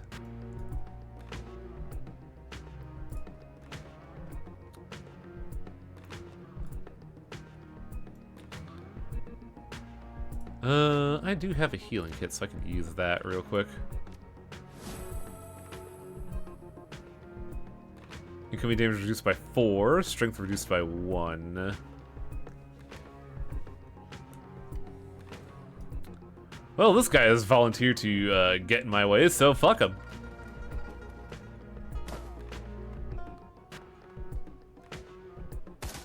Ow!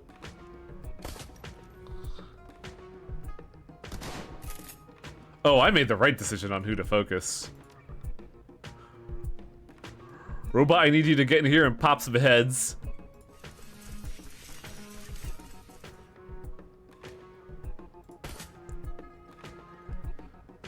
Gaichu might be better for getting in here and getting this guy.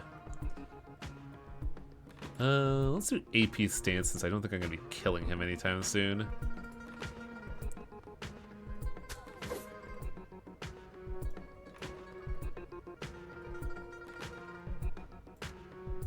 What is the damage on me? Oh, they covered my attack with some bullshit.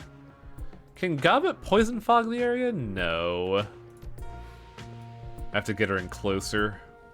Like, closer. No totems in this area either. Unfortunate. Oh, wait. Can I buff Coast Chain with magic? Holy shit!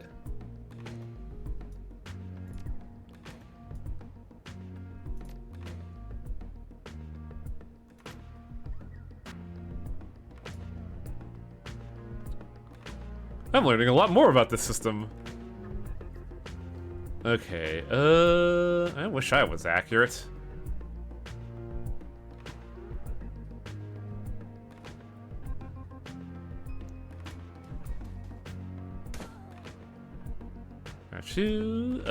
Intergalactic Power Punch. And Nerve Strike.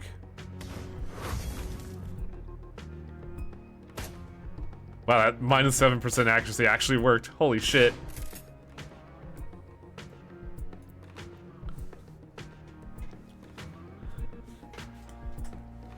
Hubris, thy name is Wang. Look, it's funny. Any sane person would have stopped saying it a while ago, but it just... It's the gift that keeps on giving.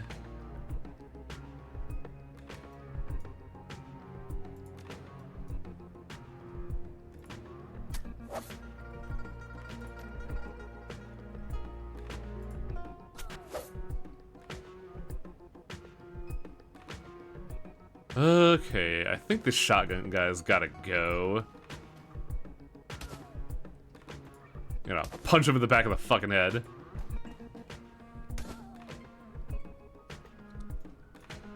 Where are you? There you are. Also, Kosche, can you overclock him? Yes, you can.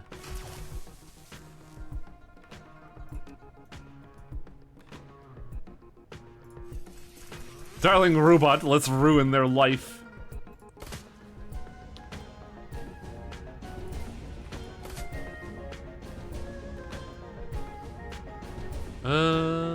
I guess I could heal? Oh, I had to move for that one. Weird.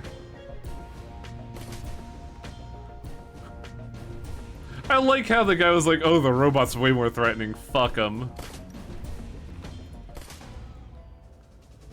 Familiar voice pipes up in your communicator. Change of plans. Search those bodies for a key fob. You'll need it to access a side door. There's a side door? In the lobby. My program didn't work as well as I expected. I've been monitoring the exits on my cameras, and the HKPF have the front locked down. Since you can't go out the front now, you gotta go exit out the side. The key will get you through the locked side door, which will take you out the east service exit. And they're gonna be out there too, I bet. Gotta get that key fob, though.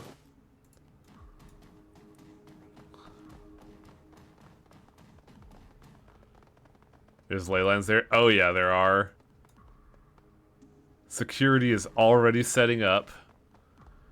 And I don't think I have any way of getting out there in a different way, do I?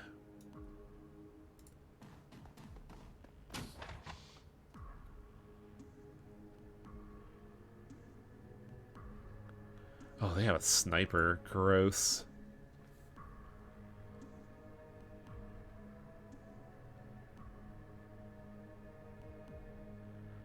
I gotta get on the outer rim, that way I can just run the fuck in there.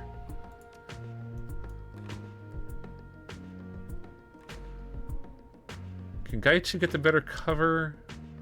I think they can.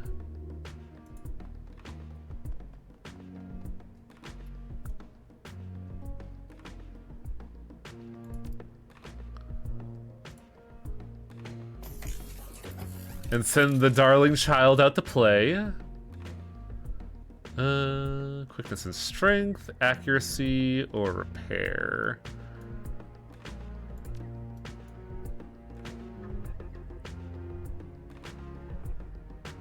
Let's get the robot over here for now. Give it some cover.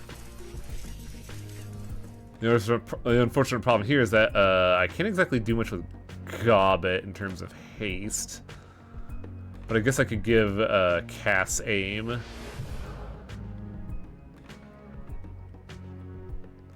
No, I need to get over there, and I don't think there's any easy way to do that outside of going here.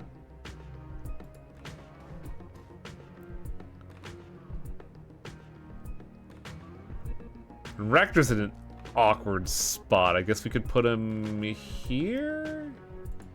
That way he could at least, you know, overclock Kusche when ready. Or get shot. Holy shit.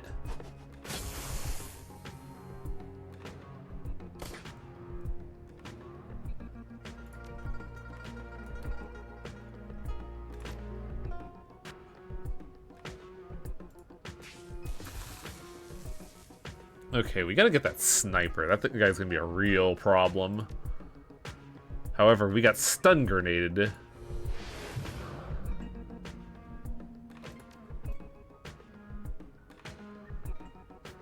Would this be a flanking position? No, but I think this would be. Robot, I want you to go over there and fuck this guy up.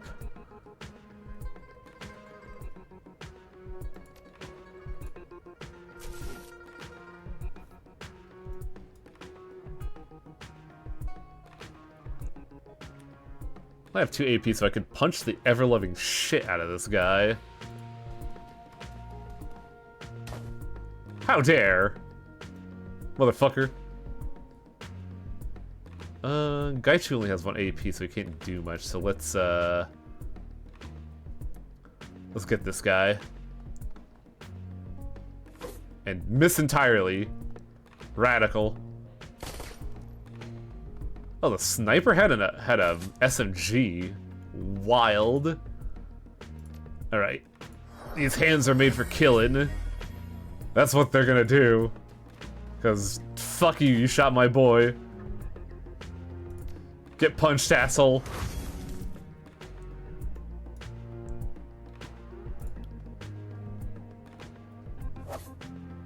Oh man. Your accuracy is dog water today, Gaichu.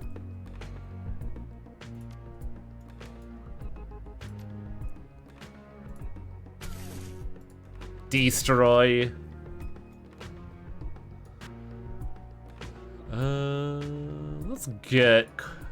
Let's get Raptor to cover.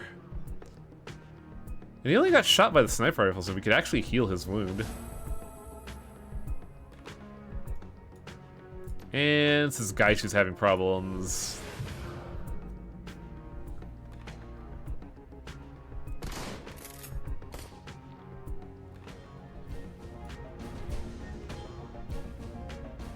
Dude, what's up, buddy? Get fucked. I'm also here now, too. What's up, Gaichu? Hiya! It's Gaichu's time to shine. Get his ass.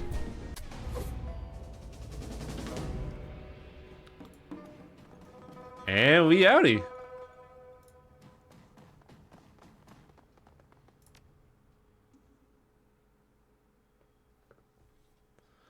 Your adrenaline wanes as you fly through the subway tunnels on your way back to Haoi. There isn't much left for you to pick the shards of glass off your clothes and congratulate yourself on one hell of a run. It's just too bad you couldn't keep the looted antiquities. By the end, you managed to steal over 10 grand of new yen, a number that will hopefully be reflected in your mission pay. The damage you caused will likely set the museum's development back even further. Not enough to cripple the project, just enough to send a message.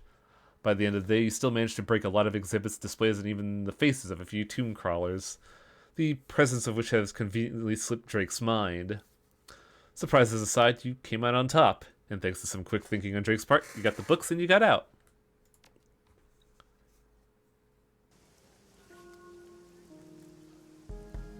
Objective added, get some rest.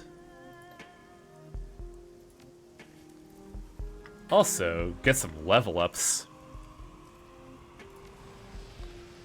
Let's get willpower 5.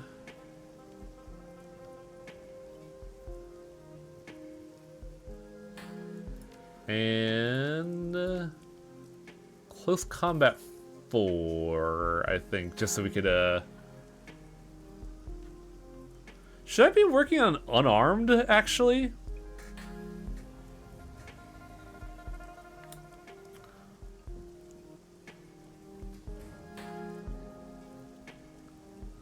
you want to be a punch adept or a sword adept? That's the interesting question. Because I haven't had a sword that vibes with me, you know? I haven't found the sword that can be handled by the delicate touch of a lesbian. God.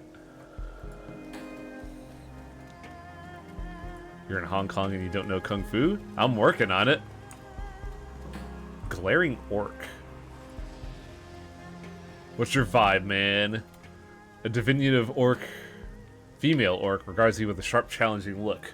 The fierceness of her expression contrasts starkly with her sweet, rounded face and neat bob. She flexes her cyber fists. She fires off a rapid-fire reproach in a thick Filipino accent. What are you staring at like that? Didn't anyone teach you manners? She plants her fists on her leather-clad hips and juts her chin out at you. Relax, I didn't mean to stare. You're a stranger on my turf. I expect people to be civil to one another. This isn't your turf, it's a public area. Besides, these streets belong to my boss. You're not too good at making friends or fitting into new surroundings, are you? I think we got off on the wrong foot here. That's alright, I could tell you're a newcomer. I just feel a little protective of my part of town.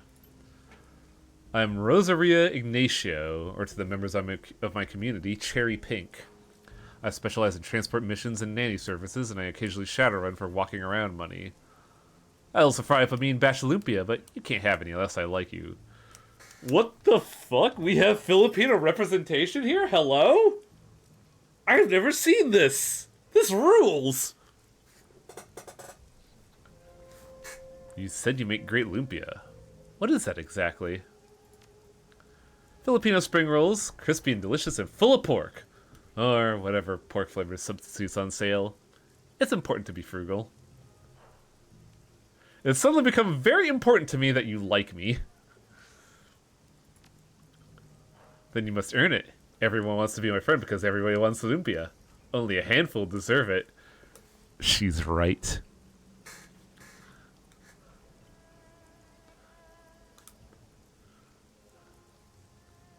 How'd you go from babysitting to running shadows?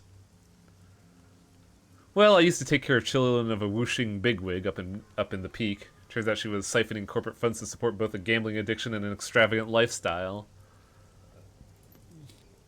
She got sloppy and I stumbled across some pretty damning documents as I was tidying the house. I couldn't unsee them much as I wished, and I started to fear for my life. She was growing desperate and erratic, so I ran.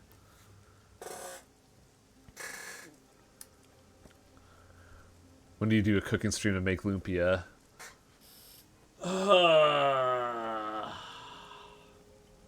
A, I probably wouldn't cook lumpia because it's actually pretty hard to make lumpia. The wrapping is kind of fragile and you could fuck it up real bad. So a lumpia stream would be buying something from the local market and just deep frying it. If I were to make something, it would probably be either pancit or just a curry, you know?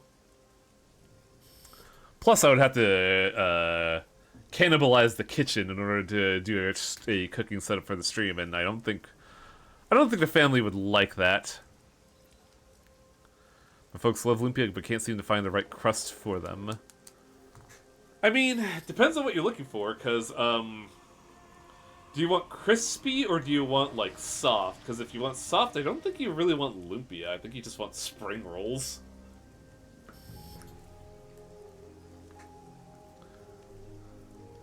What happened in the Philippines that you can't go back to? The Japanese imperial state happened. Supposedly they've been in charge in there for decades. I was just a little girl when they sent the Marines in. They destroyed my old neighborhood. I don't remember the events, but I still dream of fire to this day. How'd you get out? Half my family fled to the mountains. The other half left the country, and I eventually got scattered all over the globe. I didn't grow up close to anyone but my parents, who are now gone.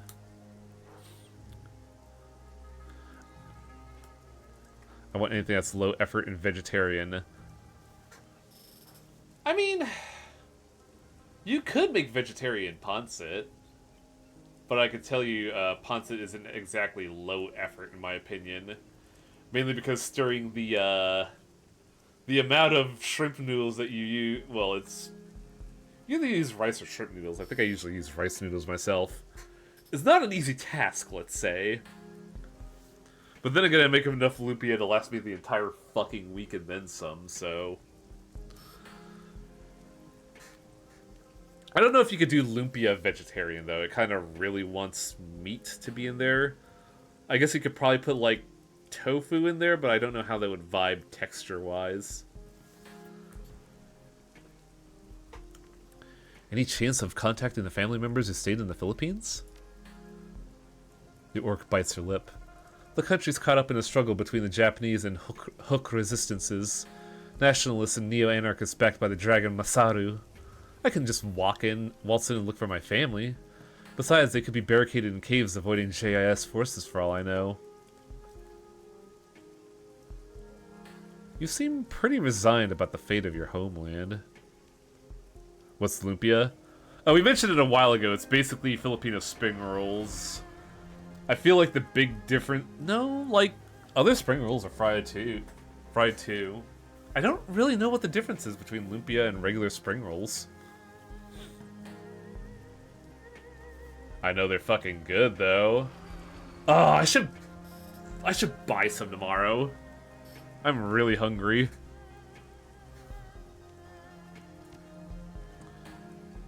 Norton lifts her chin high. The Tagalog are a resilient people. I think the Hook will triumph eventually, and if I've got a Filipino community around me, I'm good. Thanks for talking about it anyway. Not many people care enough to bother. Stream is now make Wang hungry.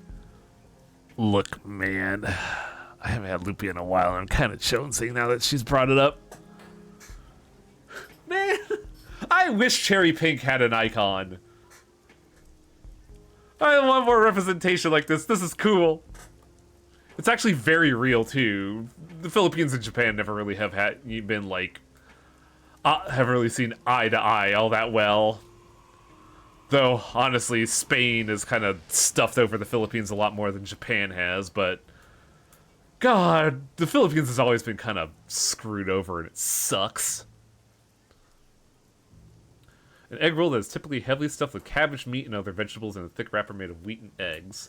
Lumpia has a thinner and more delicate wrapping. Yes, that I recognize, because I remember talking about it with my folks and realizing how thin the wrapping is and how, like, awkward it is to actually roll it. While egg rolls are always deep-fried, lumpia can be pan-fried or not fried at all. While egg rolls are a savory appetizer or side dish, lumpia can be either filled with sweet ingredients or stuffed with meat and vegetables. I didn't know you can make it a sweet dish. Interesting. The pastry for lumpia is described as crepe-like. That makes sense. It's kind of the texture I'm used to when you deep fry it.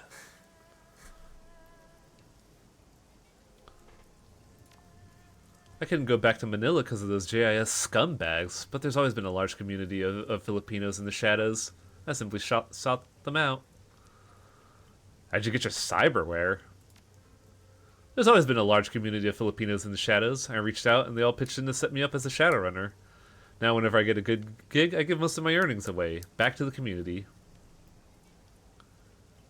Do you ever have regrets about leaving your old life behind? She looks away suddenly, her eyes moistening. I'm not sentimental about my old post, if that's what you mean. But on Sundays, my only day off, I used to go and sit with the other nannies and housekeepers. We'd bring pieces of cardboard so we could sit on the ground in shade under the bridges. We'd gossip, eat lumpia and rice cake. Nothing special.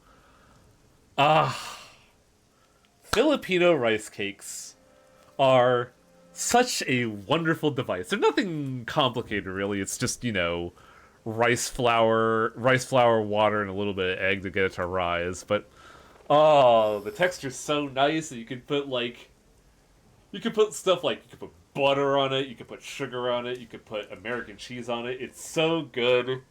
It's like the perfect snack. It is just a crying shame that anybody with a handle of either Mexican or Spanish will get this joke. It is a fucking crying shame that it is called puta.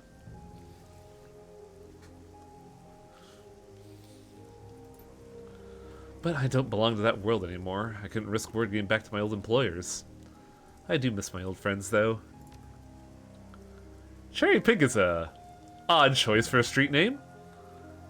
Anyone who watches soccer would get that joke. True. But then again, you can also say stuff like anybody who plays SNK games would get that joke.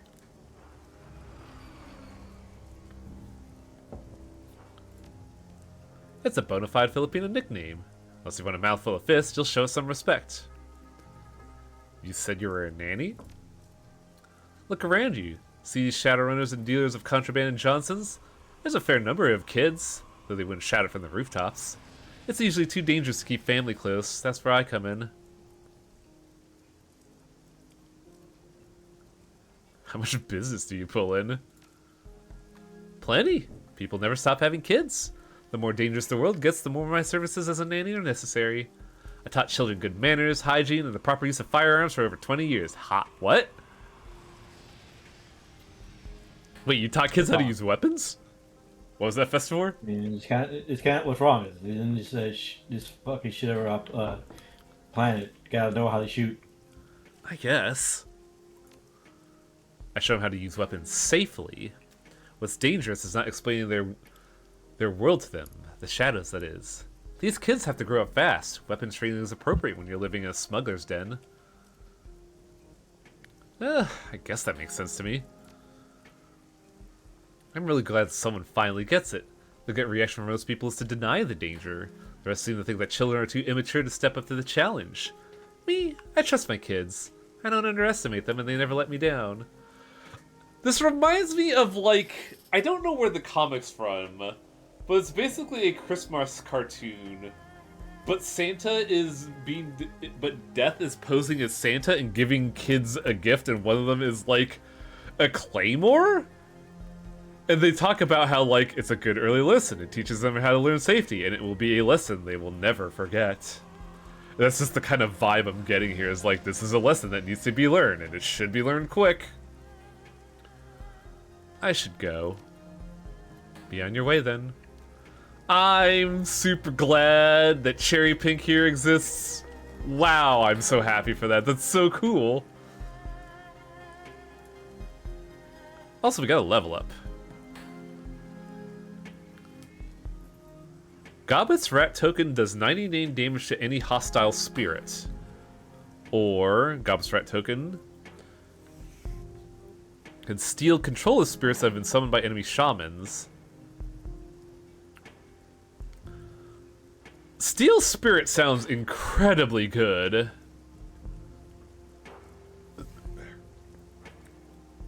That's the Hogfather. Ah, I see. Yeah, I think Steal Spirit is better than Destroy Spirit, honestly. Steady Shot or Mark Target. Mark target reduces armor by 1. Or pistol 30. I think espionage is better for Gobbet, honestly. Yeah, that's the exact comic. That's a sword. Swords are not meant to be safe. She's a child. It's educational. Once she cuts herself, that will be a very important lesson.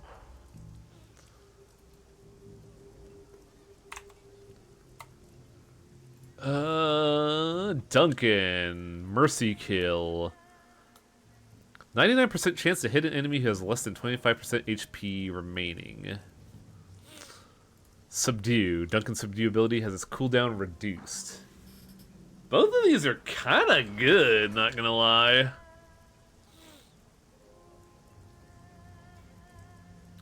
There's a humble bundle of all this stuff on Kobo ebooks right now. Wasn't there something up with Kobo ebooks, though? It might be just me, but I remember hearing something about that lately that was a little awkward.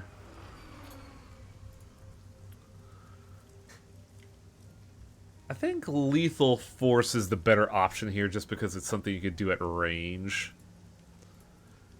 Gaichu gets a Shuriken or Spit.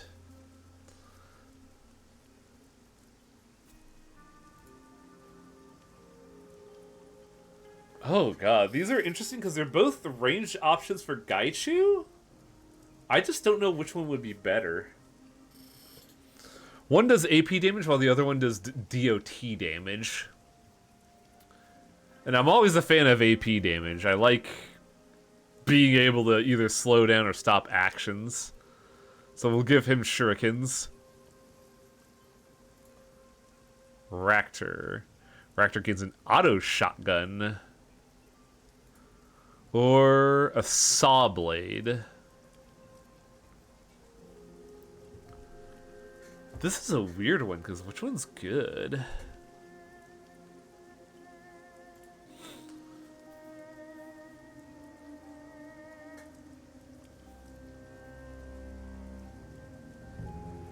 And this is Discworld, right? Because I remember hearing about Discworld, but mistaking it for Ringworld. And while Ringworld was a fun read, it was not what I was expecting. But yeah, I might have to take a look at that. I've been looking for, like, something interesting to read.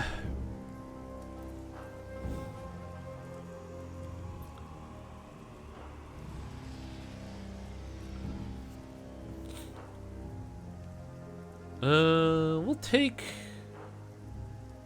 the saw blade. Because while the shotgun sounds nice, it doesn't seem like it offers too much comparatively.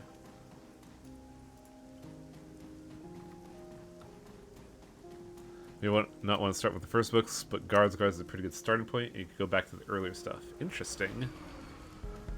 Kind of a weird way to say, like, hey, don't start with episode 1, start with episode 3.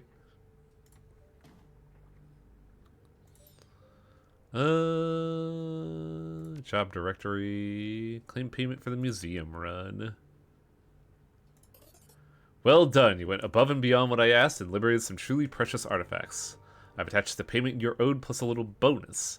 I trust you'll keep quiet about it when what I exactly liberated from Lou's little museum. I'll come collect the book from Kylie Cheng shortly. What's going on in the BBS? Oh, there's a lot. Holy shit. New Pinoy in Hong Kong. Hi there. Just arrived from Hong Kong from CFS and wanted to meet with other runners from the Philippines. Salamat po. Wow. What? Yo, this is so cool. I don't remember this at all. Did I just miss this? Quezon City Blues. Anyone? I make really good pancit. Well, why didn't you say so right away? Kumusa Pokayo? Lots of former Hook families here. I like how the moment pancit's boss like, well, shit. Welcome. Hi, Tagasan ka?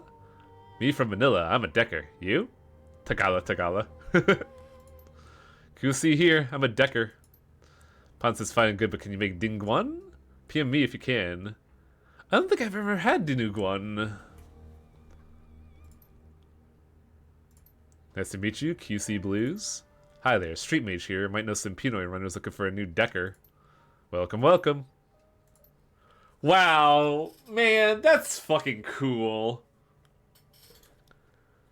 Like, it makes sense that Hong Kong is kind of a gathering point for a lot of the Oceania Asian countries.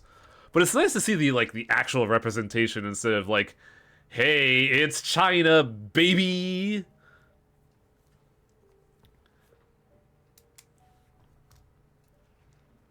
Typhoon warning.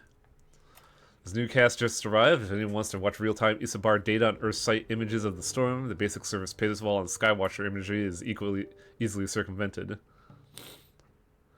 It's because the early stuff is Terry figuring out what to do with settings, so he meanders a bit. Ah, okay.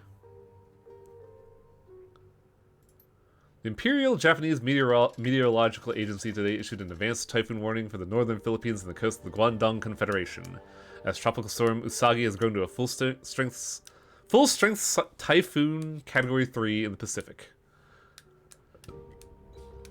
Basic service paywall on a weather tracker. Yup.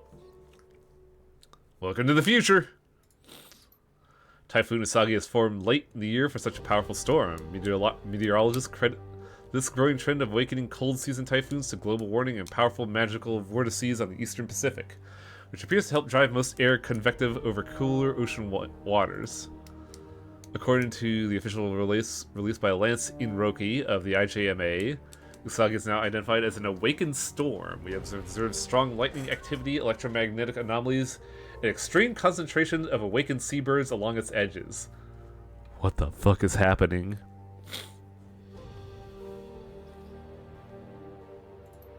Awakened storms exhibit anomalous physical and magical behavior. Many experts believe they show reactive intelligence and possibly even self-awareness, and will resist making landfall to prolong their lives, even holding positions against prevailing winds. Study these storms is inhabited by their extreme environmental conditions and astral turbulence. Stop and think what about awakened storm means. Yeah, like they're elaborating on it here.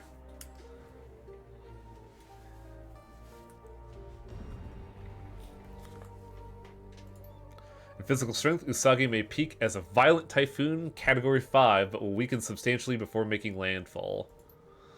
Although mariner lore is replete with tales of malicious storms, scientists have detected no provable animosity towards metahumans in the behavior of these miracles of nature.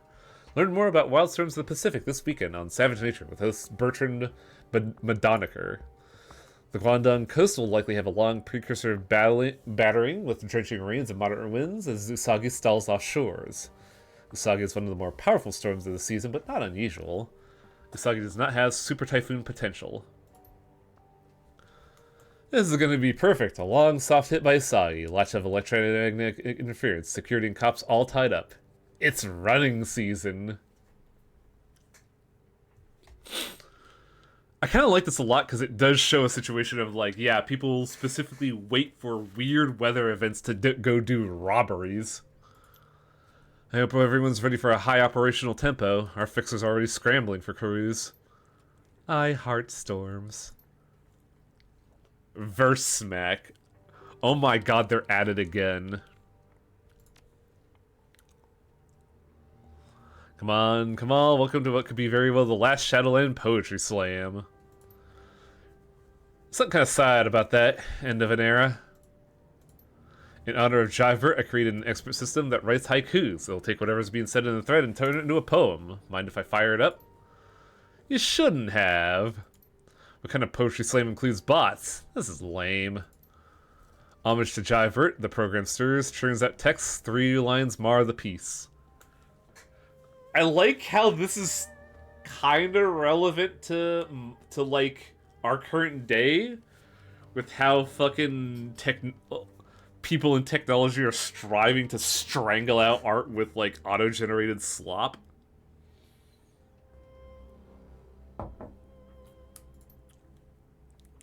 That's brilliant. Now I can hang up my quill. I really don't buy that a bot could produce poetry like a living, breathing, feeling human being. Sorry. This is bullshit! Despair grips the poets, a machine crafting haikus. The jive bot breaks free. Was that supposed to happen? The slam is now slammed. The program has broken loose. Pandemonium. Remind me that Reddit has a bot that will look at all posts and go, hey, I could parse this post into a haiku. Well, look on the bright side. How much damage can a runaway poet bot do? You fucking people. Oh, that's really good. The JiveBot is a better program than modern AI because it is the thesaurus and is sharply limited, right? Like, it's programmed to do a specific role, not everything poorly. The hunt continues, and despite their efforts, no one yet has come forward. The government at Hanan has denied all connection with the terrorist fugitives, even going so far as to state that the White Star organization no longer exists. There has been still no word from the HKPF on the whereabouts of the fugitive terrorists. The mood on the streets is nervous. There is no telling when or where these terrorists will strike. For now, the Special Duties Unit of the HKPF remain on active alert, ready to respond at a moment's notice. This is Sunny Chung with Horizon News, signing off. What a load of crap. How are they going to convince us that a bunch of crazy terrorists got into the Fez and just disappeared? That would never happen if Lone Star was the sole police force here. Sure, because heavily armed terrorists never sneak into Lone Star cities like Chicago and Seattle, only to disappear and remain free to roam the streets. There's no way Hanan is connected to these people. If they really were White Star, they have struck already. Their entire modus operandi is suicide bombings and civilian casualties. These people are hiding, they're probably on the wrong side of a setup. Sure, because everyone in the shadows is just some bleeding heart fighting the megas because they believe in freedom. Grow the hell up. That guy's a bad actor. He's in the corpse pocket. Looking for a tailor for a special job. Searching for a tailor for some unusual custom works. I might know a guy. Is this for armor? Not exactly. It's a surprise birthday gift for a friend. A friend's drone, actually. What exactly do you want a tailor to make for a drone? A cat costume with soft little ears and paws. Or better get a bear suit. Ooh, a red samurai outfit. I even have a reference I could provide. Is this Gobbit? This is Gobbit. Okay. You got a fat sack of union? This is gonna cost you. I'll find the money. Can you help me? This will be so worth it. Yeah, I'll hook you up. Why does Gobbit have multiple accounts? Why not? I don't know. I feel like you only need the one, but that's just me. Can't get a flight to Seattle. Hey, I got a problem I'm hoping one of you can help me with. I came out of the Fez 2 weeks ago for work. Now that the job is wrapped, I've been trying to get an under-the-table flight to Seattle for the past week off the books. No passport control, that kind of thing. No one's making the trip. What gives? She has throwaways for when her main gets temp banned. Why would anyone ban our darling Gobbit?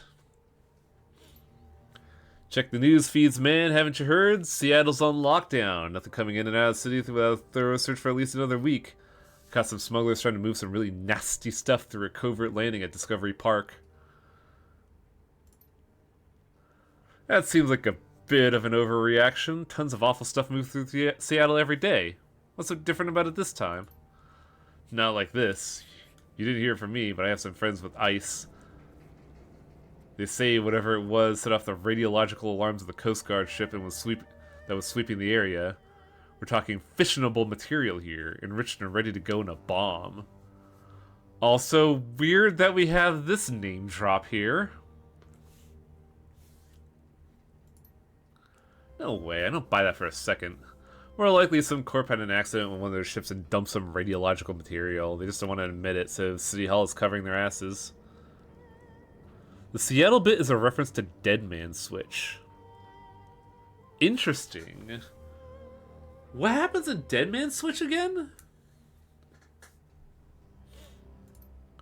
Don't dismiss the news so lightly. The smugglers were carrying cargo for the Winter Night. It's only pure luck the cargo was intercepted at all.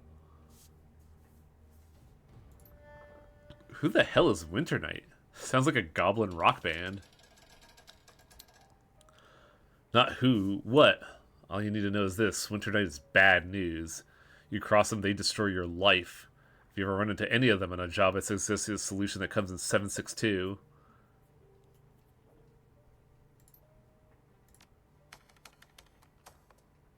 Have we got any pay data? No. Well, before we do the job, let's do the optional mission of, taking a nap. Because I think I know what this is going to entail.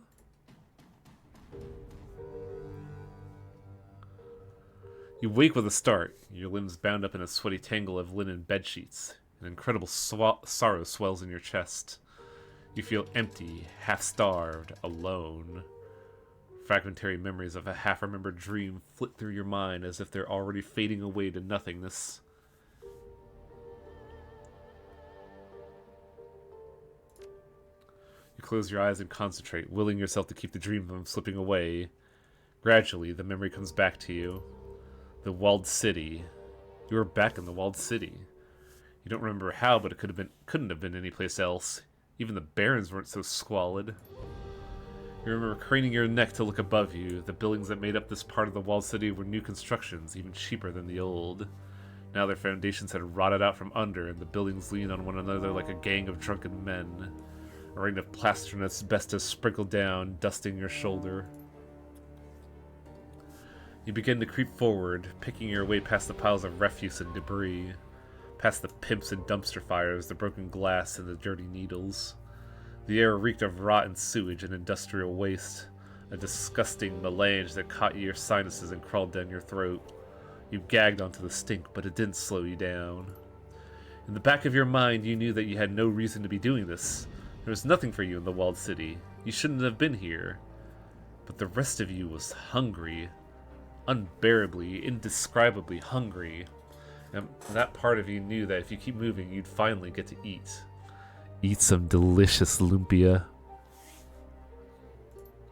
As you forced your way deeper into the walled city, locals stood at their windows and stared. Inexplicably, some of them dropped to their knees. You kept moving.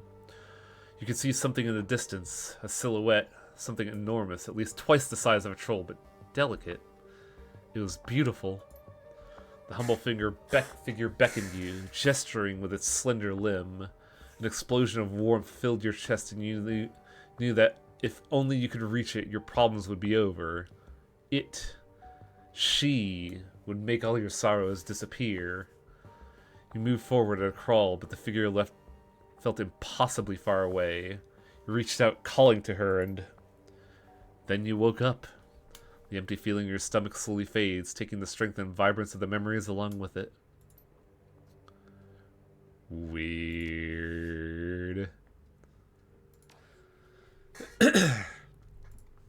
Let's check in with the crew.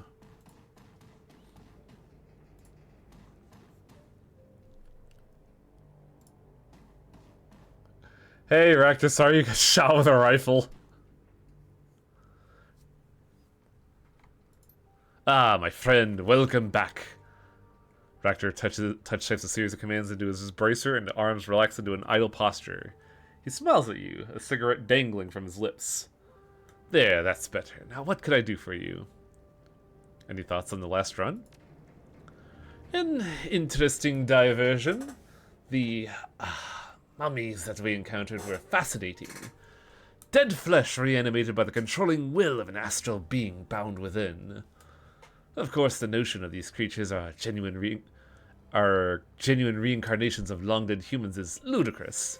There's nothing innately magical about human consciousness. The soul is an antiquated concept rooted in wishful thinking. Thankfully, your deal has earned us the means to summon one of these entities. I'd love to study it. Dissection would be best, but given the circumstances, I suppose external observation will do. Good work all the same. My notes will be richer for it. So Ractor is super interesting in that after that mission, his first thought is, man, we could summon a mummy. Kinda want to cut it open. I don't think you want to cut open a mummy. You're not going to get much from there. It's supposed to be beef jerky. Ah, delicious beef jerky. The forbidden meat. How are you getting along with the other members of the team? Perfectly well, thank you. They all seem to be competent enough and they haven't been any major personality conflicts so far. So long as they continue to perform to an acceptable standard, I see no reason not to continue our arrangement. It's good to run with a team again. Very good. I'm glad to hear it.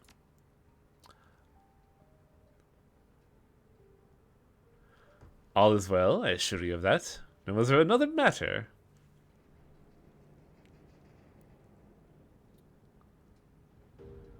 There's still something of a mystery to the group, Ractor. Can I ask a few questions?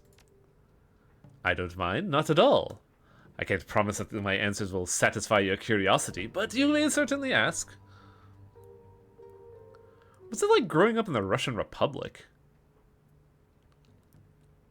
If I remember right, Gaichu's down here too. Oh yeah, huh? Tumultuous, as you might expect. You probably aren't old enough to remember the Euro Wars, but I am. I'd like to hear about them. My country was the instigator of the first Euro War back in 2030. I remember the rhetoric, the hardships of living under a wartime economy, the rampant xenophobia that took hold. I remember how we all cheered when our forces invaded Poland. 3 months. That was all it took for our military to crush what meager resistance the Poles could bring to bear. It was quite the source of national pride at home. I remember our dive into Germany and the desperate bid to reclaim the eastern portion of that country for ourselves. Just think about the symbolic significance of such an act. An audacious move, to be sure, but Secretary Kopunin was determined to make history. This is weirdly prophetic.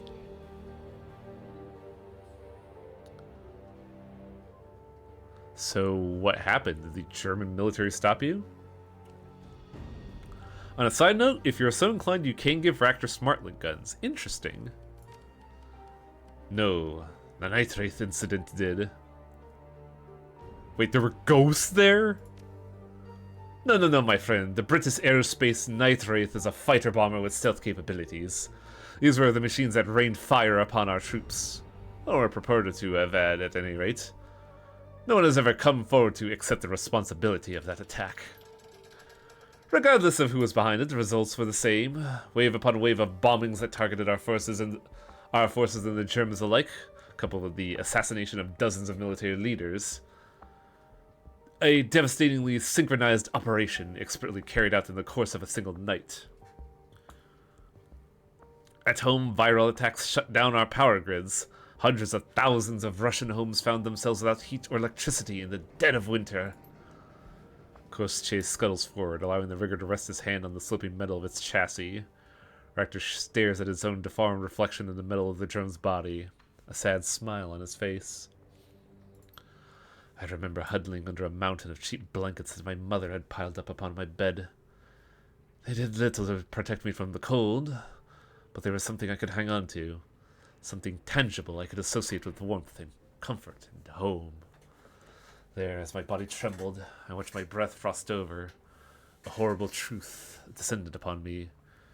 We had caused this. We were the villains of the First European War. For the first time, I came face to face with what Kopunin's folly had brought us. And there, under what ridiculous heap of rags, I came to realize what would surely come to pass. The world thought us villains, so they thought to treat us like villains. We would be pariahs on the international stage, crippled by retributive sanctions. We would never live down the shame.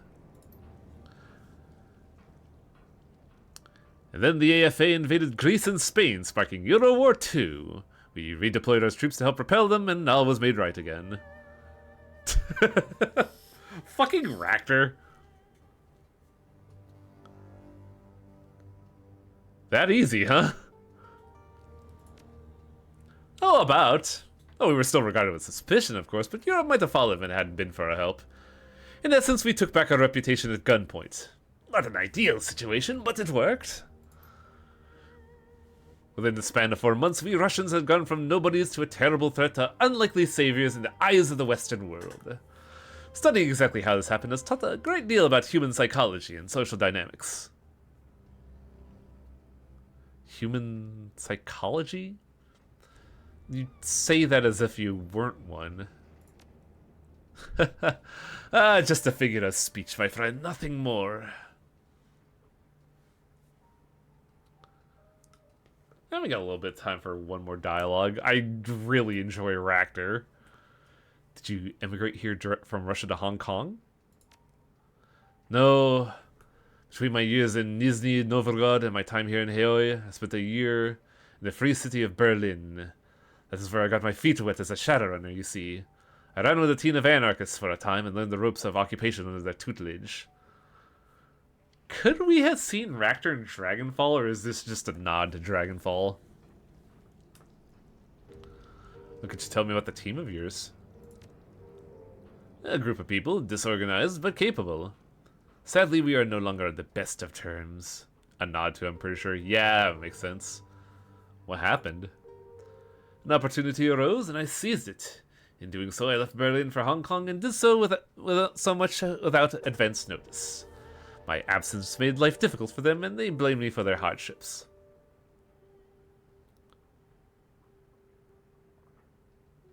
Yeah, you did what you had to. Yes, that's right. While my departure may have caused complications for my former teammates, it wasn't personal. I haven't lost any sleep over the decision. In my position, any of them would have done the same. He looks away, a wistful expression on his face. Kosei scrapes the ground with his forelegs, its sensors fixed firmly on you. Ultimately, I would say my time in Berlin was quite educational. Different from my earlier life in Russia, to be sure. As I said, the experience was invaluable. Ultimately, though, Heoi is probably better suited for my sensibilities. How so? Life in Hong Kong is more structured than in Berlin. Things make sense here in a way that the Flux State didn't. He taps a finger to his temple. I have an orderly mind. Everything in its place, neatly tabled and filed away. This approach is what allowed me to make sense of the world. To say the people I knew in Berlin thought differently would be an understatement. We could talk more to Ractor later on, but we are getting on in the evening. But yeah, the characterization is in depth, because we just spent 30 minutes learning about the Filipino culture in the realm of Shadowrun and how it's been drastically torn because of, like, overseas influences and how disparate things have resulted in them immigrating to Hong Kong. We also learned a lot about our buddy Ractor, and we did a nice smash and grab. Learning a lot of stuff today. Save game. New save. And we'll call it here for the evening.